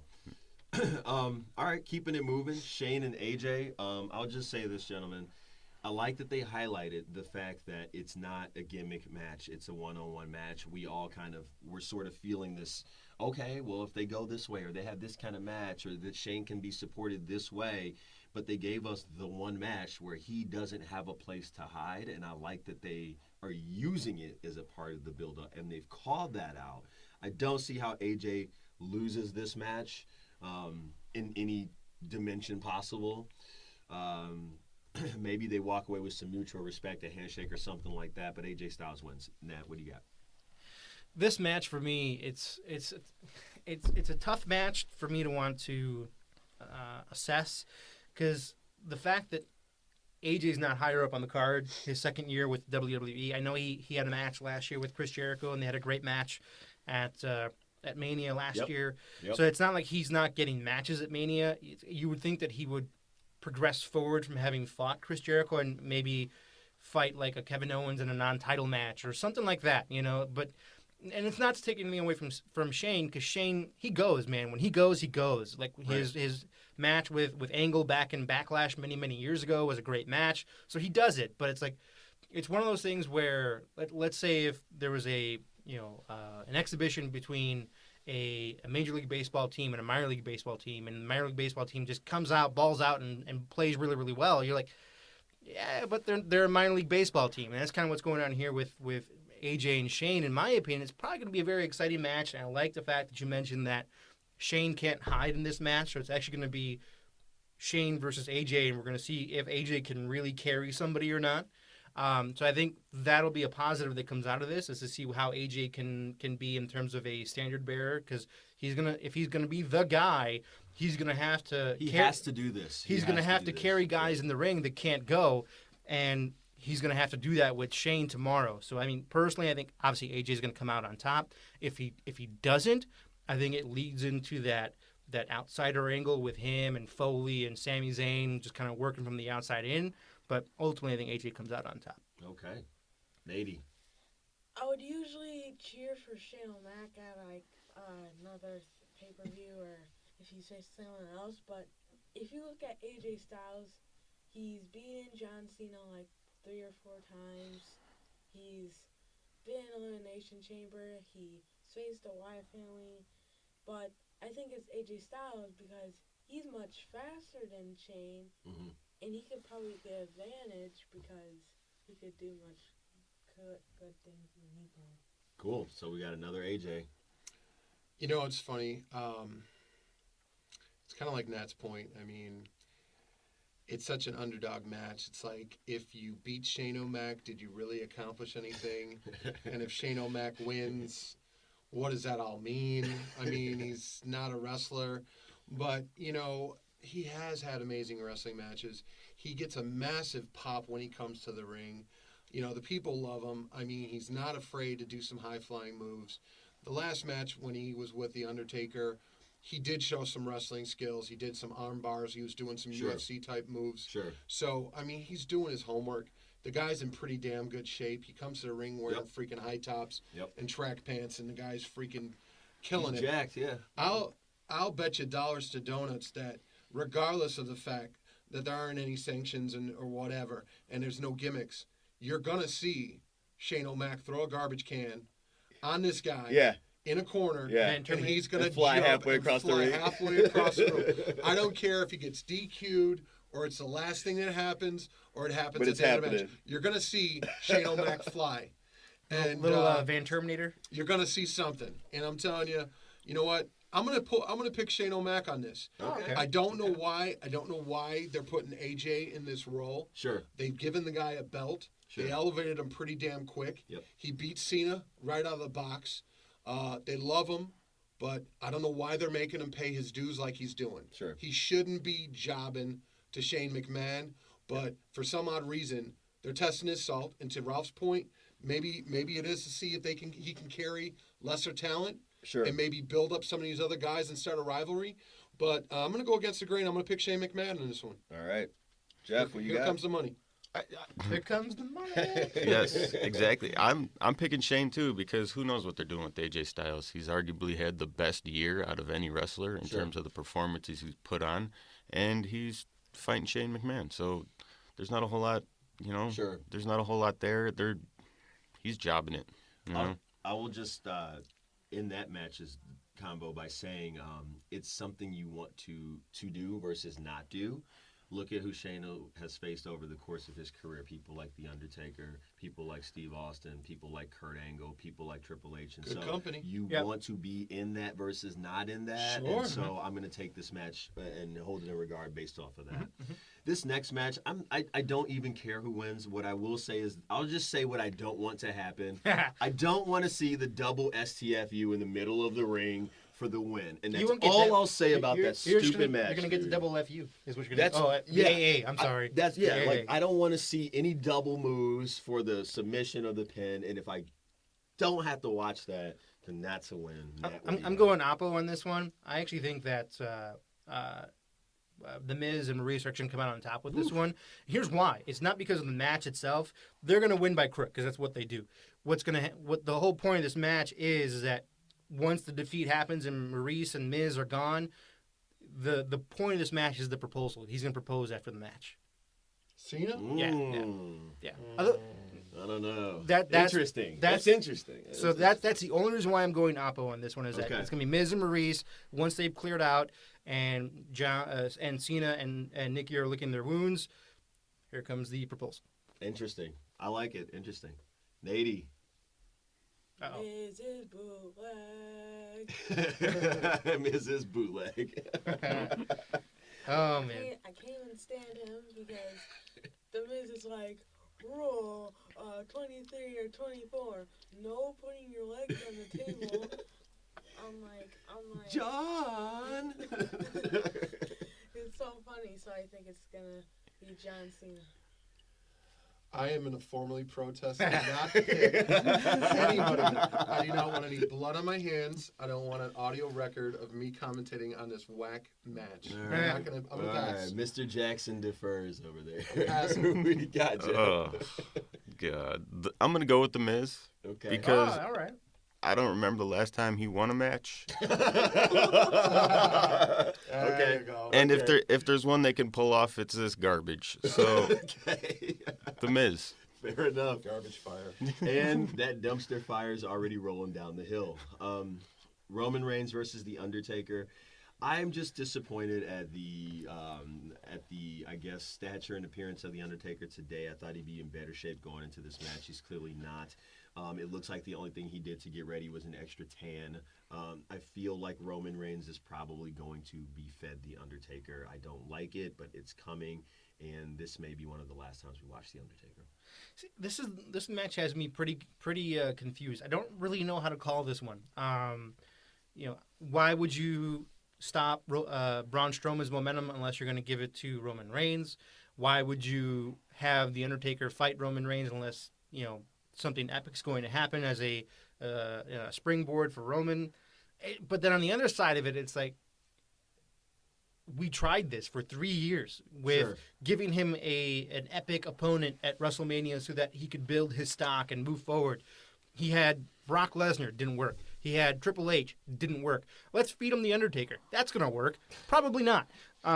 So, I mean, logic, and there's no logic in wrestling. Logic says The Undertaker, but WWE logic says it's probably going to be Roman Reigns because they think it's going to work. Okay. Well, Roman Reigns just made the best decision of his life because Undertaker has won more WrestleManias than Roman Reigns, and when he says, on Raw, this is my yard, when it isn't because Undertaker has been winning 22 and 1 or The something. Phenom. So I'm saying Undertaker. I gotta agree with Nate. I mean, with Nat's commentary, Roman Reigns has just been a toothless tiger. This guy has not risen to the occasion. A little side note, they were talking about when Brock Lesnar broke the Undertaker streak. Initially, they really wanted to do that to promote Brock Lesnar, which was obviously a big mistake to even give him that honor. But prior to that, the one wrestler, and this is a little FYI, maybe a Trivial Pursuit question for you guys down the road, the one wrestler that The Undertaker wanted to give up his streak to was actually Kurt Angle. He was willing to give up his streak to Kurt Angle to push Kurt Angle over the top. It never happened. They had the conversation. Actually, Undertaker went to Vince about it, and Vince squashed it at the last second. So that's your little FYI. But I'll tell you this much. Because they regret the fact that Undertaker lost to Brock, they are not going to let him lose to Roman Reigns. And I personally geeked out when they did these little scenes with the tombstone and the digging of the grave. And when I'm watching him dig, I go, give me a Roman Reigns tombstone. And they did. They hit it on the head. And I freaking marked out when I saw that. I was like, this is it. And all I'm going to say is I need to see Undertaker destroy Roman Reigns, throw him in a grave or a coffin, and put that jobber to rest. I got to see it. Who knows? Maybe, I haven't shared this with you, but who knows? Maybe that route is a route that would develop something that I've been wanting to do. Who here is kind of familiar with the Ghost Rider comic book? Absolutely. Okay, so Ghost Rider is not a person. It's more of a mantle that's carried from generation to generation. I've been wanting them to do that with the Undertaker. Transfer the evil spirit. Yes. And I think Ralph touched on that previously. Yeah. And it'd be cool if they coffin Roman Reigns and somehow the Undertaker tries to mold Roman Reigns. He's got the look. He's got the long hair, the dark features. I like it. Yeah. If they can do that, I'm sold on Roman Reigns. I like it. Sold. What else you gonna do with the guy? Did we just become best friends? I like this guy. Nat's got ideas. Nat's got ideas. Jeff, what do you got? Roman Reigns, Undertaker. How's this going down? they need to do it, right? This is how you reinvent Roman Reigns. Sure. This is how you kind of bring him back into the fold so he's not getting booed out of the freaking arena every Sure. time. And, I mean, this match, I don't think it's going to be great. It's going to be kind of ugly. Yeah. But I would, I'm surprised it wasn't made like a coffin match. Yeah. Because that's a gimmick they love to do with The Undertaker, and I Sure. think it works well. You can't have him beat The Undertaker, though, right? Like, that's how he would pass the torch. That's how he would do it. But I just... I think Roman Reigns is going to draw some extra heat, and he's going to beat The Undertaker. Well, I kind of think is that, so when Roman Reigns faced Brock Lesnar at WrestleMania, I think 31, when Seth Rollins interrupted, I think that when Brock Lesnar defeated The Undertaker, Roman Reigns didn't defeat Brock Lesnar. So I think that if The Undertaker was gonna beat, if Roman Reigns was gonna beat The Undertaker, he would have to beat much bigger guys to do that. Good point. Okay. Alrighty, so let's move into that non-sanctioned match. It's sanctioned, but it's not. Right. I'm just going to go with, in this Triple H versus Seth Rollins, I'm going with Seth Rollins because obviously they're wrapping up this storyline. It's been going on for the better part of the year. I think the playing the injury up for Seth just kind of makes it so that they can have a well-paced match where Triple H isn't being shown up, if you will, so they can use this injury to kind of slow Seth down and make it a little bit more comparable in terms of skill sets. But he does win. He has to close this chapter and to move forward on Raw, and then we'll see where he goes next. I'm hoping it's the title picture, but Seth Rollins. So I have a qualifying question before I provide my my answer here. Am I mistaken that I don't see Samoa Joe on the card? You're not mistaken. Okay. He's running in somewhere. Here's my answer, right? So this whole match between being non-sanctioned versus sanctioned and so on and so forth, and Triple H is not responsible for anything that happens to Seth Rollins in this match, right? They do their entrances, Triple H is in, ding, ding, ding. All of a sudden Samoa Joe's music hits, Samoa fights in place of Triple H and beats the crap out of Seth Rollins, starting a program between them two. I could see it. I don't like having a match that wasn't billed at the biggest pay-per-view of the year, but I could see it. The thing is, Triple H is going to be the one that gets the pin. Right. Samoa Joe is just going to do the dirty work. Sure. So it's going to be a non-sanctioned handicap match, is what it's going to end up being. Sure. To build a program between Rollins and Joe. I could get into it. I think it's not going to be, there's obviously going to be worse matches on the card than that. It'll be interesting to see which way they go. For Seth Rollins, it's going to be unfair. But what Nat said about if Samoa Joe comes in with Triple H, that means Seth Rollins needs to bring someone with him because Sami Zayn's not on the card. Just saying. Neither is what's his name? The Demon King. It's true. Just think about it. Triple H attacked McFoley, and Sami Zayn is friends with McFoley. So what if Sami Zayn teams up with Seth Rollins, so they could be like #Foley. Sure. And then Triple H could be Team Authority against Samoa Joe and Triple H. Good point. That is a good point. So I think it's gonna be Triple H. So we could either get into a case of a handicap match or a tag team match, but I think it sounds like so far we're in agreement that somebody's getting involved. Well, I mean, it goes into Triple H's match with Sting that you brought up from a couple of years ago. That match was a debacle after about 5 minutes. So, I mean. Yeah. You know what? Here's the low-hanging fruit that I'm seeing with Seth Rollins. I really see them grooming him right now as the poor man CM Punk. They got him coming in greasy, interrupting programs. He comes into NXT. He supposedly shoots on Triple H at NXT, calls him out, starts calling out his wife and everything else. They're really trying to make him the next CM Punk. And every time he gets out there, it's a time bomb speech. So ultimately, I see Seth Rollins, ultimately overcoming this. I know, from Nat's point of view, Samoa Joe's coming in. Samoa Joe's going to be there. So you're looking at a situation where it's going to be dirty, but I think Seth Rollins is going to wind up getting a win. And you're going to see both these guys use their moves on each other. They're going to see each guy do pedigrees to each other a few times.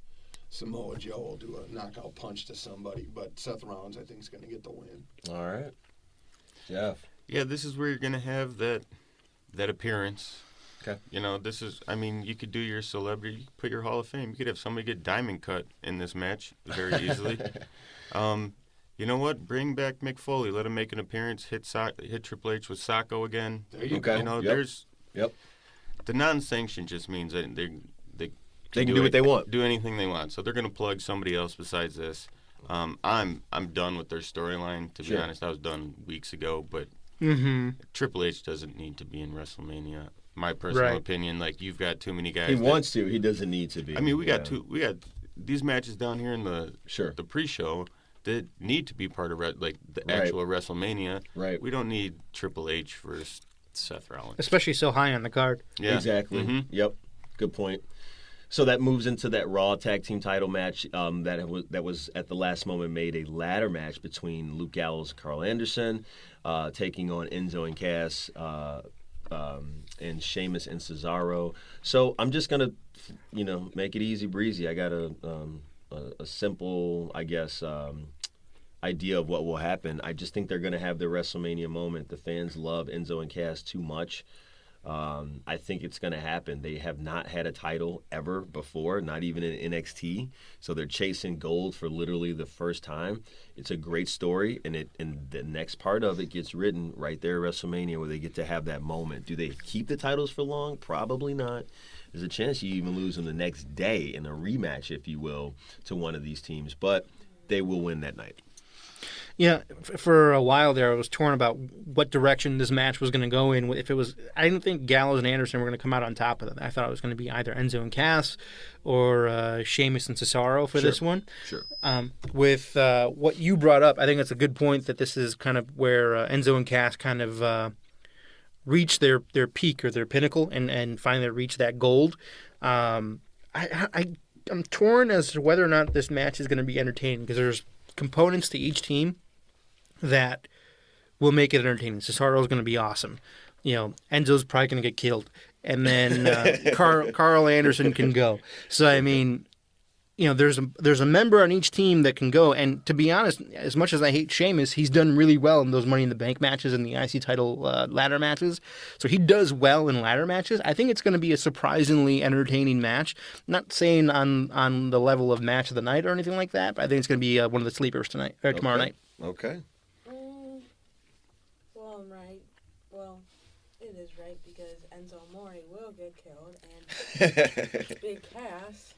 Well, Big Cass will probably be the only one, and it's gonna go Luke Gallows and Carl Anderson, Sheamus and Cesaro, and just think about it.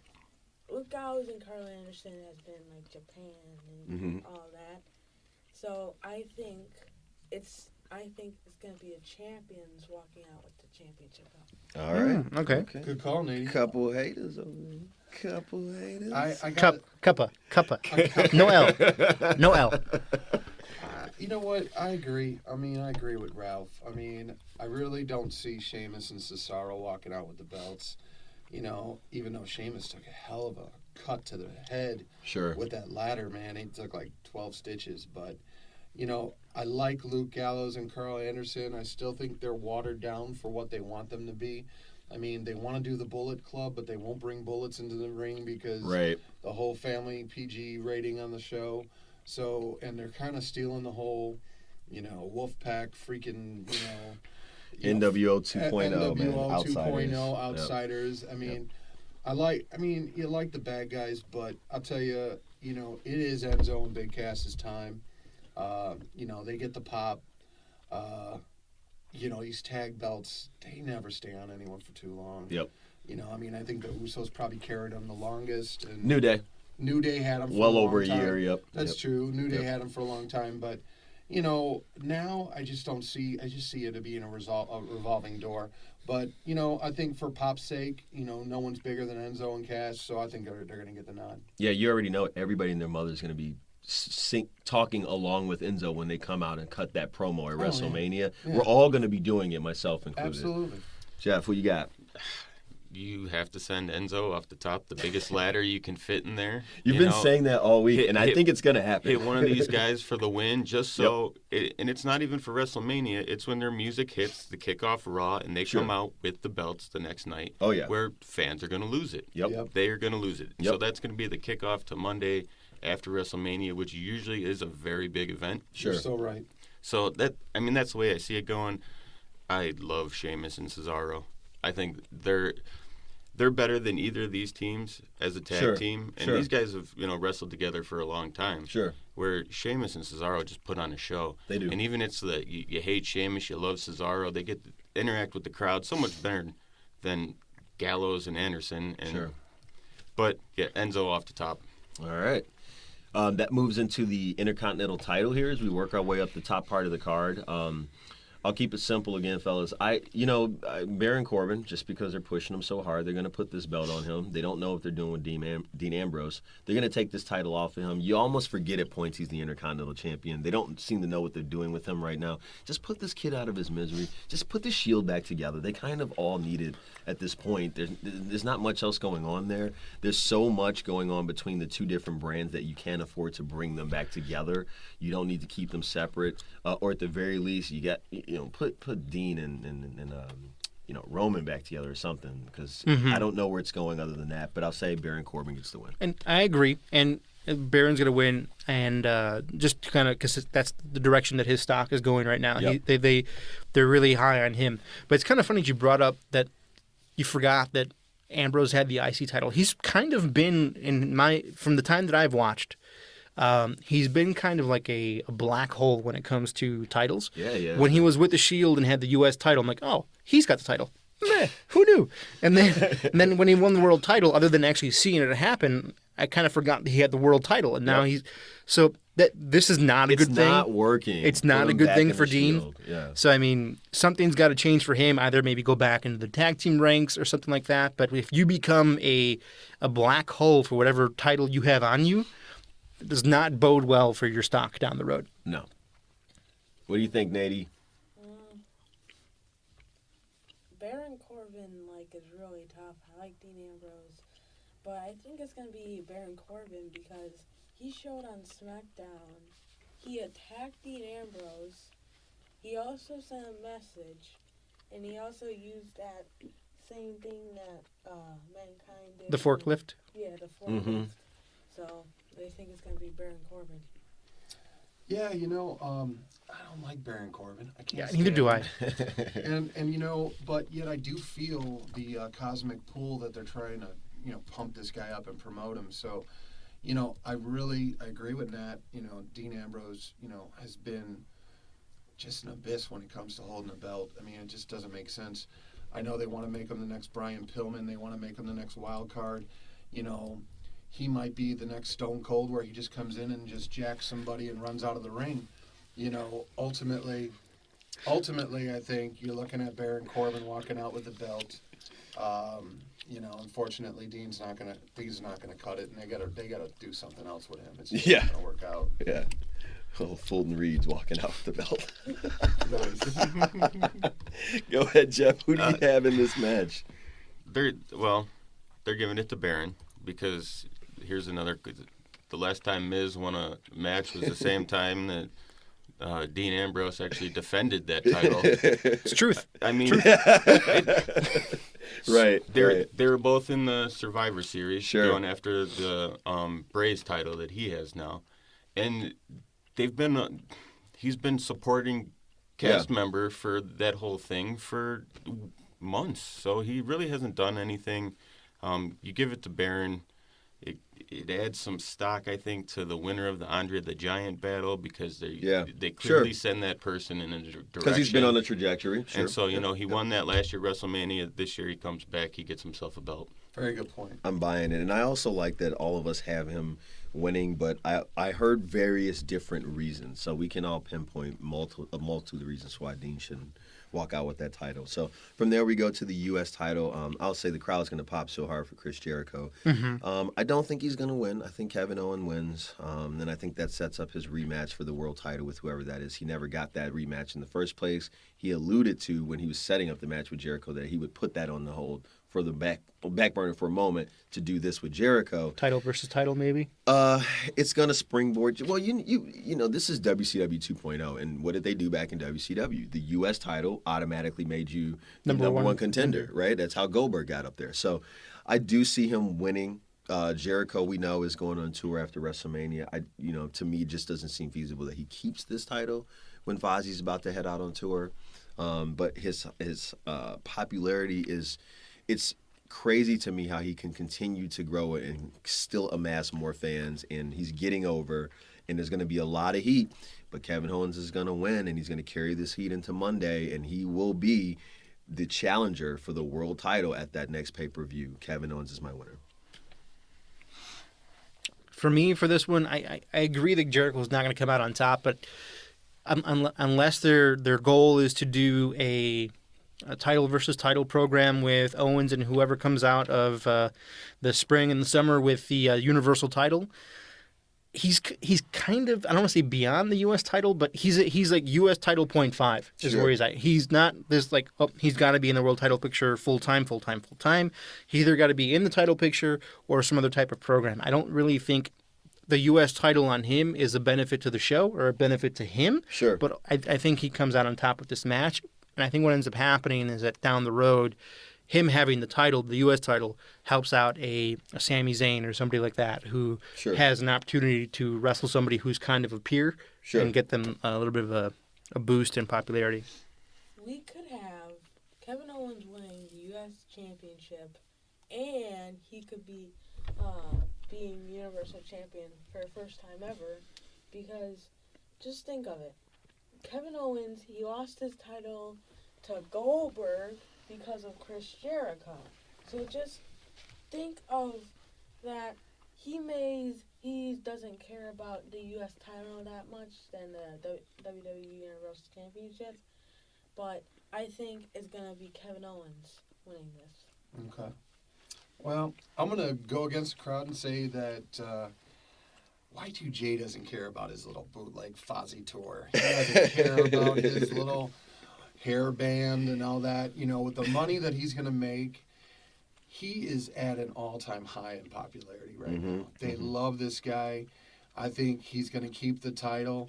I think he's going to win. The list is still going to go on. And I'm telling you, I'm not going to say, that he's going to be a fast track to the Universal title, but you've got other pay-per-views that are going to come up, and he'll drop the belt to someone else. I don't see Kevin Owens holding the belt for a while, and I don't see him getting that Universal title belt back. I think it's he's going to be a mid-carder from now on. I don't see him. He had his moment. I think Jericho really carried him. Okay. And I see Jericho, taking advantage of the momentum that they've got. They're going to play the hot hand right now. Okay. I hope Jericho keeps the belt because Kevin Owens got handed his Universal title from Triple H. Right. Sure. I mean, since then he's put on a couple of good shows, but Jericho, it's tough to go against that in terms of just he's got all the momentum right popularity, momentum. Yep. Like he gets to have the last laugh here, and yeah, I think it's going to be good. And you know what? He's building quite the career. Yeah. And this is another staple he could put in, the hat, and it's another win at WrestleMania for him. Stupid idiots. Going on the list. All right, so Jericho, and a little mix of Kevin Owens in there. So that moves us to the Raw Women's Title Elimination match. I'll keep it short and sweet. This will be the turn of Sasha Banks. I think the boss goes bad. So we come down to the end. I don't think Bayley sees it coming. I think the boss somehow double crosses her and walks out of there with the title. And we set up a Bayley Sasha Banks feud for a couple of pay-per-views. but I got the Boss coming out on top. I agree that we do have a turn in this one, but I think the turn is coming from Bailey. They swerve us bad, and then she was the one that was playing Sasha. Wow. She comes out on top with her title, and then I don't think they're as inventive as you are, Nat, but I like it. I like it a lot. they swerve us. Swerve. Hopefully it's better than that show that they have on the network. Swerve. Was that the punked version? Yeah. Okay. Yeah. I don't want to be swerved ever. We'll swerve it. We'll put some water on your taco. It's April 1st today, so watch out. True. Well, Nia Jax, because, well, it's gonna go down that Bailey will lose her title, and Charlotte will be facing Sasha. So Charlotte's probably gonna win, face Nia, and then Nia's probably gonna win or something. Nia Jax. That's a big upset, and I know Nia's a hot property. She's coming around. She's She bringing the is. heat. Yep. You know what? It's funny that he says that, and I'll tell you. I mean, I love both Ralph and Nat's point of view. I mean, it is prime pickings for someone to do a swerve and totally flip the script. I mean, obviously Bailey would be, if she flipped, to being going from a hugger to a freaking cheater. Oh my God, she's like the female John Cena right now. You know. I mean, Stop by it. the way, those air things freak me out. Those things just really weird me out, whether it's at a cell phone store or whatever. They creep me out. It's like the clown from freaking Poltergeist. I'm gonna set one up at work on Monday before you get it. Put it right by your desk. Do it. They give me the freaking heebie-jeebies. I'll tell you, I don't know what it is, but I really think Nia Jax. I think she's a beast. She brings something to the table. She's got that Samoan blood going through her. I know she's related to The Rock, the Headhunters. Oh, okay. I didn't know that. Oh yeah, she's like Rock's niece or cousin. She's part of the Samoan connection. Sure. I think they really want a King Kong kind of character. I know they've done Queen Kong in the past, but I'm going to go with the sleeper. I'm going to pick Nia Jax, but I anxiously look forward to a swerve and a flip from Bailey and Sasha. For sure. All right. I'm a hugger. So I'm going with my heart and picking Bailey. I like it, Jeff. I like it. I've seen too much from all of these people. What have they been tag teams and they faced each other To three Tommy's weeks running? point, yeah, we don't want to see them mixed up too much more. I don't know what's new that they're going to bring to this. Sure. I do have a new sleeper pick. Nia Jax wins the Andre the Giant Memorial Rumble Royal. That'd be awesome. That'd be awesome. Good idea. That'd be awesome. That would be awesome. She takes out Strowman. That's Why something. not? Wait, she takes her last two eliminations are Ellsworth and Strowman. Show and Strowman. Come on, man. Samoa drop. All right. So you're going with Bailey then? Bailey. Okay. All right. Let's hope so.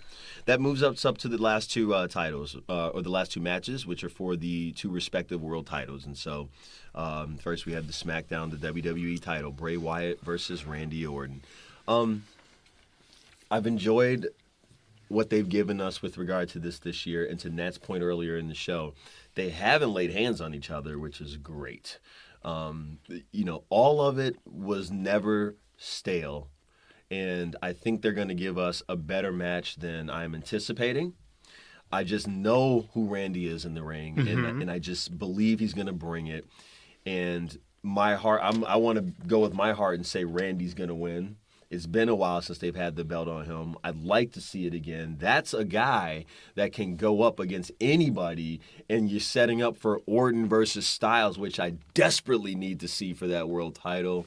So I'm going to go with my heart and go with Randy, but some tells me to just don't be too upset if somehow Bray pulls it out. Maybe with the assistance of former Wyatt member Luke Harper. Maybe they. Where's Eric Rowan? You know what I mean? Where's that guy? He doesn't care. And I really don't care because he's hot trash warmed up on a cold summer day. So I don't like him Cold at all. summer day? Yeah, I don't even know, dude. What are you doing? He just throws me off. I hate him. I don't like him. I don't like the garbage man suit. I hate his moves. Like Duke the Dumpster Drosy. That's what he is. You know, I'd rather see Duke the Dumpster Drosy than him. But yeah, I want Randy to win. Some says I better be prepared for Bray, but I'll make my official pick, Randy Orton.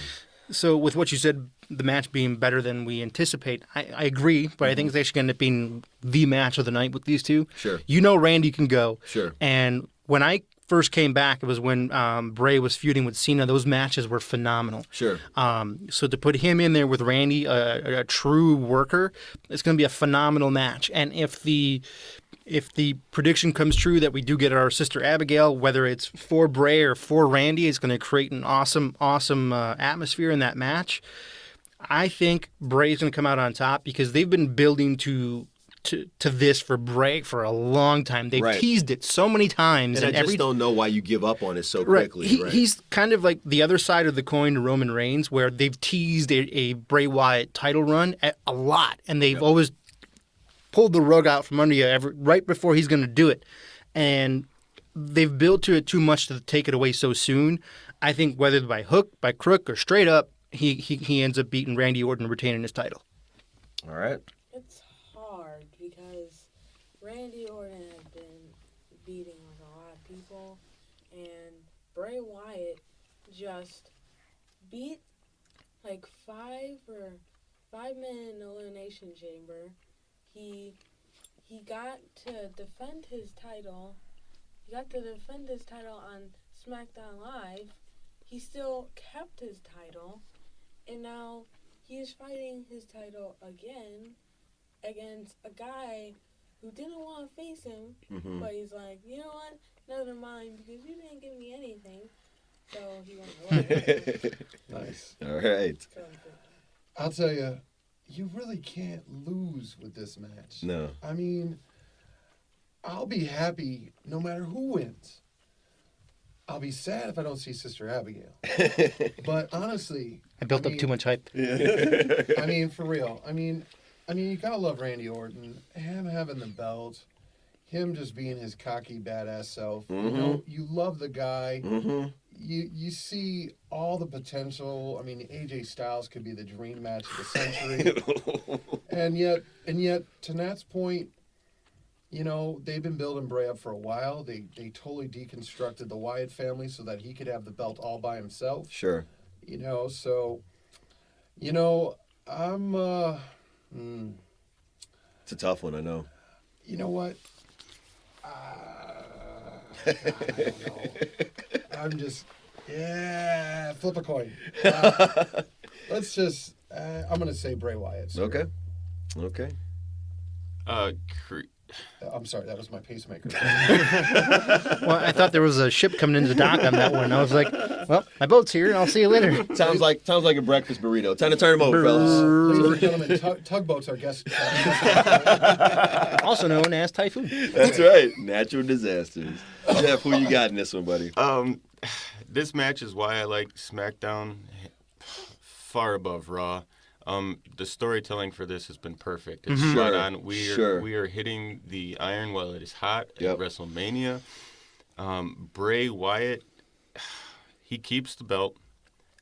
This is the match of the night. I mean, this is the one where you know somebody's got to put on the show to you know up it. Man, everything about this is great. Yeah, everything about this is great. The only way I could go Randy Orton is because they like telling those stories. You know, you win the Royal Rumble, you main event WrestleMania. Sure. For him to do that and then come away with a belt, that's a year right there. He's been on the road to WrestleMania. He's hitting all the plateau marks. That's a happy year right there, and that's 4 months out of the season. Yep. All right. So that brings us to the what will be the final match of the night. I don't know how this is not a disappointment for the Universal title, Brock Lesnar versus Goldberg. One thing I will say that won't happen is Heyman won't get involved. Heyman never gets involved. I like that about him. We know where things are going with Goldberg. There's no deal in place for after tonight. So the real question here is, are you going to let him walk away on top? And then if you do that, what are you doing with the belt the very next night? I don't think this is something they want to do. I think that's what Goldberg might want to do. I don't know why you do it for Goldberg when you wouldn't do it for Bret Hart. And so I'm just going to say Brock Lesnar finds a way by hook or by crook. I don't know if somebody, comes in, does a run-in or something, but Brock will walk away with the belt. Did you copy and paste your card from the WWE website? I don't know if this is a mistake or not. Look next to Brock's name. Champion versus Goldberg. Wow. That is kind of crazy. So That is kinda I was going to crazy. say this anyway before I just saw that because I was looking at it just now. And but- that's right and you got this from their website, Nestor? Yeah. Guys, we're literally, You heard it Tom here Nestor first, guys. printed out the card directly from the WWE website. And it says below is the updated card for this Sunday. It says this is the updated card. And look, it has him as champion. So I was going to say this regardless, but I don't really care who wins this match. It's what happens afterwards, right? Right. But the person who wins this match is going to be Brock Lesnar. He's going to be the champ. What happens? He gets Hoganed he gets Hoganed. He gets Hoganed. Okay. By whom? The first Universal Champion that did not get their rematch, Demon Balor, comes back out after the end of the match. Hogan's Lesnar, does the drop kick into the corner, double stomp off the top, wins his belt back. Okay. Wow. Okay. He gets Hoganed. Okay. Guarantee it. Interesting. That's genius. Interesting. All right. If Brock Lesnar wins, it'll happen. But if Goldberg wins, it won't happen because Goldberg has he's beating like the Big Show and all that, and Goldberg is older than Brock Lesnar, and Goldberg can win because he could beat Brock Lesnar. He just beat him that fastly. Sure. It's interesting. I was reading some blogs this week, and they were talking about how Goldberg is miserable currently right now in his contract. One of the reasons why he's miserable is because he's had to eat almost 15,000 calories to get his body back Sure. to being big, Sure.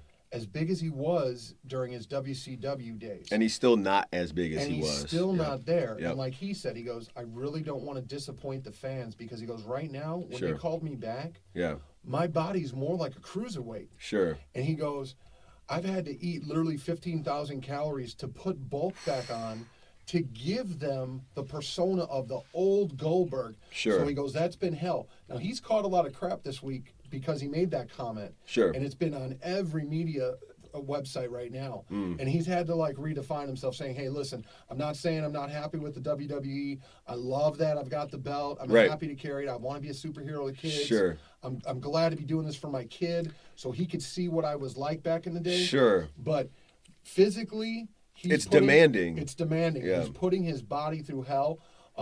They do believe that this match is going to go longer than the typical 2 minutes. Okay. They have saved up enough energy that they feel that these guys are going to probably go about 20, 25 minutes. Wow. on Wow. this match. That would be the shock of the night And right they there. and they claim that these guys are both ready. Like that's why they've been saving gas in the tank for this match. Okay. So they're promising Okay. that they're gonna make up for that match At from- WrestleMania at before, they WrestleMania have before. to make up for that. This is was gonna that be- 20? Is that WrestleMania Yeah. 20 where they stunk up the joint? This is gonna be Ugh. the redemption match for them. Yeah. Now, personally, I think Goldberg, regardless of the witches, Typo. the witches typo from WWE, which we've seen that in the past where they've released billboards in advance with guys holding belts Sure. that obviously got the belts. Sure. So, I mean, that's kind of creepy, and man, Nat's like the world's biggest conspiracy theorist because I didn't even recognize it. he at saw first. that, and I didn't even think about it when I copied this. But Yeah. I honestly, I've been shocked all the way that they've given Goldberg Sure. the press and the belt the way they have. I don't see them stripping him from him now. Right. I'm blown away that Brock is jobbing for him the way he is. Me too. And Brock has been a good soldier. I see Goldberg winning it. I don't know how he's going to release the belt on, the subsequent matches. Okay. But I really do see them giving it to Goldberg.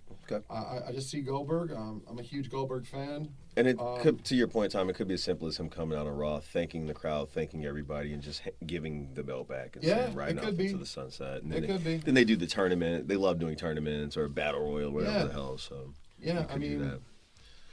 Jeff, who you got, man? I don't care who wins. Better hits. You cared about Miz and the mixed match. Yeah. I'm taking this guy's wrestling card. For what it's worth, on the WWE website, the C's back on Goldberg. For what it's worth. Oh, okay. So they were trolling us. They just figured it out, Shane. I did it on Friday. Do you have a? I would like to see Goldberg right off into the sunset, I guess, with the belt. Okay. Only because it opens up the tournaments that they love so much. Sure. Like a type of Survivor Series type tournament where Sure. they can, have some people put on some matches. It gives some of these guys that you don't think are going to get the chance. It gives them a chance to perform and maybe be in the conversation. Exactly. Yeah. So I'm hoping that's what it sets up for. I don't want to see a long title run by either of those guys. Sure. Goldberg sticks around or Lesnar wins. All right. Well, that's the card, ladies and gentlemen. Yeah. Everybody tune into NXT tonight. Yes. Check that out. You're going to see some great wrestling there. I feel Rick Rude is probably going to be called up soon. Shinsuke Nakamura, I'm hoping he's going to be called Bobby up soon. Roode, I would imagine. Oh, yes. I'm thinking of the Hall of Fame. Wow. It's going to be hard to call up Rick Rude. It's going to be really hard to call up Rick Rude. Undertaker match So took a weird turn. Ralph just created a brand new concept for a match in WWE. Not the coffin match, not the casket match, not the buried alive match, but the resurrection match. First guy to come back to life to win the belt. Wins. It's between Rick Rude and the British Bulldog. Whoever comes back to life first wins. In the Karamacon match. No, but in all seriousness, check out the NXT. That's the next level. That's the future. That's who replenishes this card. And so familiarize yourself with some of these faces and names. These people are still trying to make it. They, after all, may not just because they've gotten there. So check out what they have to offer tonight. And, the Mania has been kind of much maligned this season. I'm not expecting anything from Mania. And you know what? I wasn't either. But going through this card just now with you guys, I actually got a little jazzed up for it. I mean, there's definitely stuff on this card that's worth sitting down and watching. And I wrestling fans, don't be all upset that it's been more of a watered down product the past few years. It's Mania. It's like the Super Bowl. It doesn't matter if it's the the Patriots and the Falcons. It doesn't matter if it's the Patriots and the Seahawks or whoever else they're playing. It's WrestleMania. It's the Super Bowl. You watch it, enjoy it. It's going to be a good time. They're not going to let you go out flat. They're going to give you something to watch. Fair enough. If you guys want to reach back out to Ralph and I and our crew based on our predictions and see how we did, feel free to email us. It's the undisputedpodcast@gmail.com. We'll share what you guys thought about our predictions, or if you want to weigh in on what direction you think the WWE universe is going. We'll definitely share your comments on the air. I definitely want to throw out a thank you to Jeff, Tom E., and Nate for joining us this afternoon to discuss the upcoming WrestleMania. Way out the door, we will end it as we usually do. So I'll ask you, Nat, do you have any grievances that you need to air? It's now time for airing of the grievances. I didn't have this until now because I had pushed it into the far recesses of my mind. Well, give it to us. So I was saving up for a PS4 and everything, getting ready to buy it. And I was all jazzed up. So I'm like, okay, I had this gift card from work that I used to pre-order a video game because you would get free download with it. Cool. So I had the video game before the system. So that's just kind of was taunting at me. Sure. Just looking at me in my room, just saying, oh, you don't have the system yet. And I was going to buy it after work yesterday. So I scooted on out to Best Buy because they had the, out of the stores in the area, it was the least expensive, right? It was a $30 difference. So I scooted out to Best Buy. Oh, we're out. I'm like, you mother. So I'm like, does anybody have it in the area? Because there's, you remember Bolingbrook. Sure. There's like 4 Best Buys in the area. I'm like, does anybody have it? They're like, let me check. Oh, no one has it in the area. You'd have to order it and it'd be here on the 5th, which is Wednesday. I'm like, you mother effer. And I'm like, you sons of guns. And I'm like, all right. I'm like, I'm not going to order this thing because I've been waiting a week to buy it anyway. So I'm like, well, let's go see if Walmart has it. And Walmart had it. And Got all my stuff there. So my airing of the grievance was with Best Buy. How do you not have a console? It's like a pizza place not having pizza. What's the matter with you? Fair enough. I will just say I don't have many grievances to air this week. It's been a pretty good week. I will say this. No water on your tacos? I'll air my one grievance, which is this. Uh-oh. If you own a pet, namely a dog, you probably should have a vacuum or a broom and clean up after it regularly, and that person knows who I'm talking about. Jeff, do you have a grievance you need Is this your roommate, I presume? Moving on to Jeff. Yes, roommate. I don't have any grievances. Well, okay, I do have one. See, there's always everybody's got one. Everybody's got one. The social media Justice League. I don't know if you guys heard about this. Too late. Somebody watching at I think it was a United flight. 2 ladies weren't allowed to get onto the airplane because they had leggings. Okay. And the whole world erupted into a frenzy how this was sexist and blah blah blah and all kinds of problems with it. Turns out the 2 people were flying for free on like an employee discount type program. So you do have to follow the dress code. Right. Everybody on social media lost their freaking minds about this. Sure. And I mean, United had to fight the good fight because it's a PR campaign at this point, and there's nothing wrong with it. I don't get to show up to work in my sweatshirt and sweatpants because it's comfortable for me to sit at my desk. That's right. I got a dress code. That was my one grievance. Fair enough. There we go. Tommy, you got a grievance you want to air, man? All I'm saying is, millennials, stop snitching. I like it. Okay. You know what? I'm going to say one thing. As he snitches. Just remember, I'm snitching on a snitch. It's okay. Just remember, folks, snitches get stitches. That's all it. right. That's all I got. Fair enough. I like it. No snitching. You're too young for grievances, aren't you? No, he's got some grievances. You got a grievance you want to air? You mad about anything at school? Early? Anybody at school? You like all your subjects? Is there some subject you don't like? Is there a subject you don't like? Oh, I hate writing. Air a grievance about writing, man. What's the worst part about writing? They're like, oh, spell this word. I'm like, so there's this person that helps a girl, and she's like, hey, do this, do that. And I'm like, are you crazy? I'm like, you shouldn't have to put letters and thoughts on paper. That's just not right. Moral of the story, everybody just let Nate do what he wants at school, all right? Just use emojis. Just use emojis, right? You'll get your point across. Well, thanks for joining us, guys. Thanks for being here. Hey, thanks for tuning in. Yeah, we've aired our grievances. We're ready for WrestleMania. Again, feel free to email Ralph and me at theundisputedpodcast@gmail.com.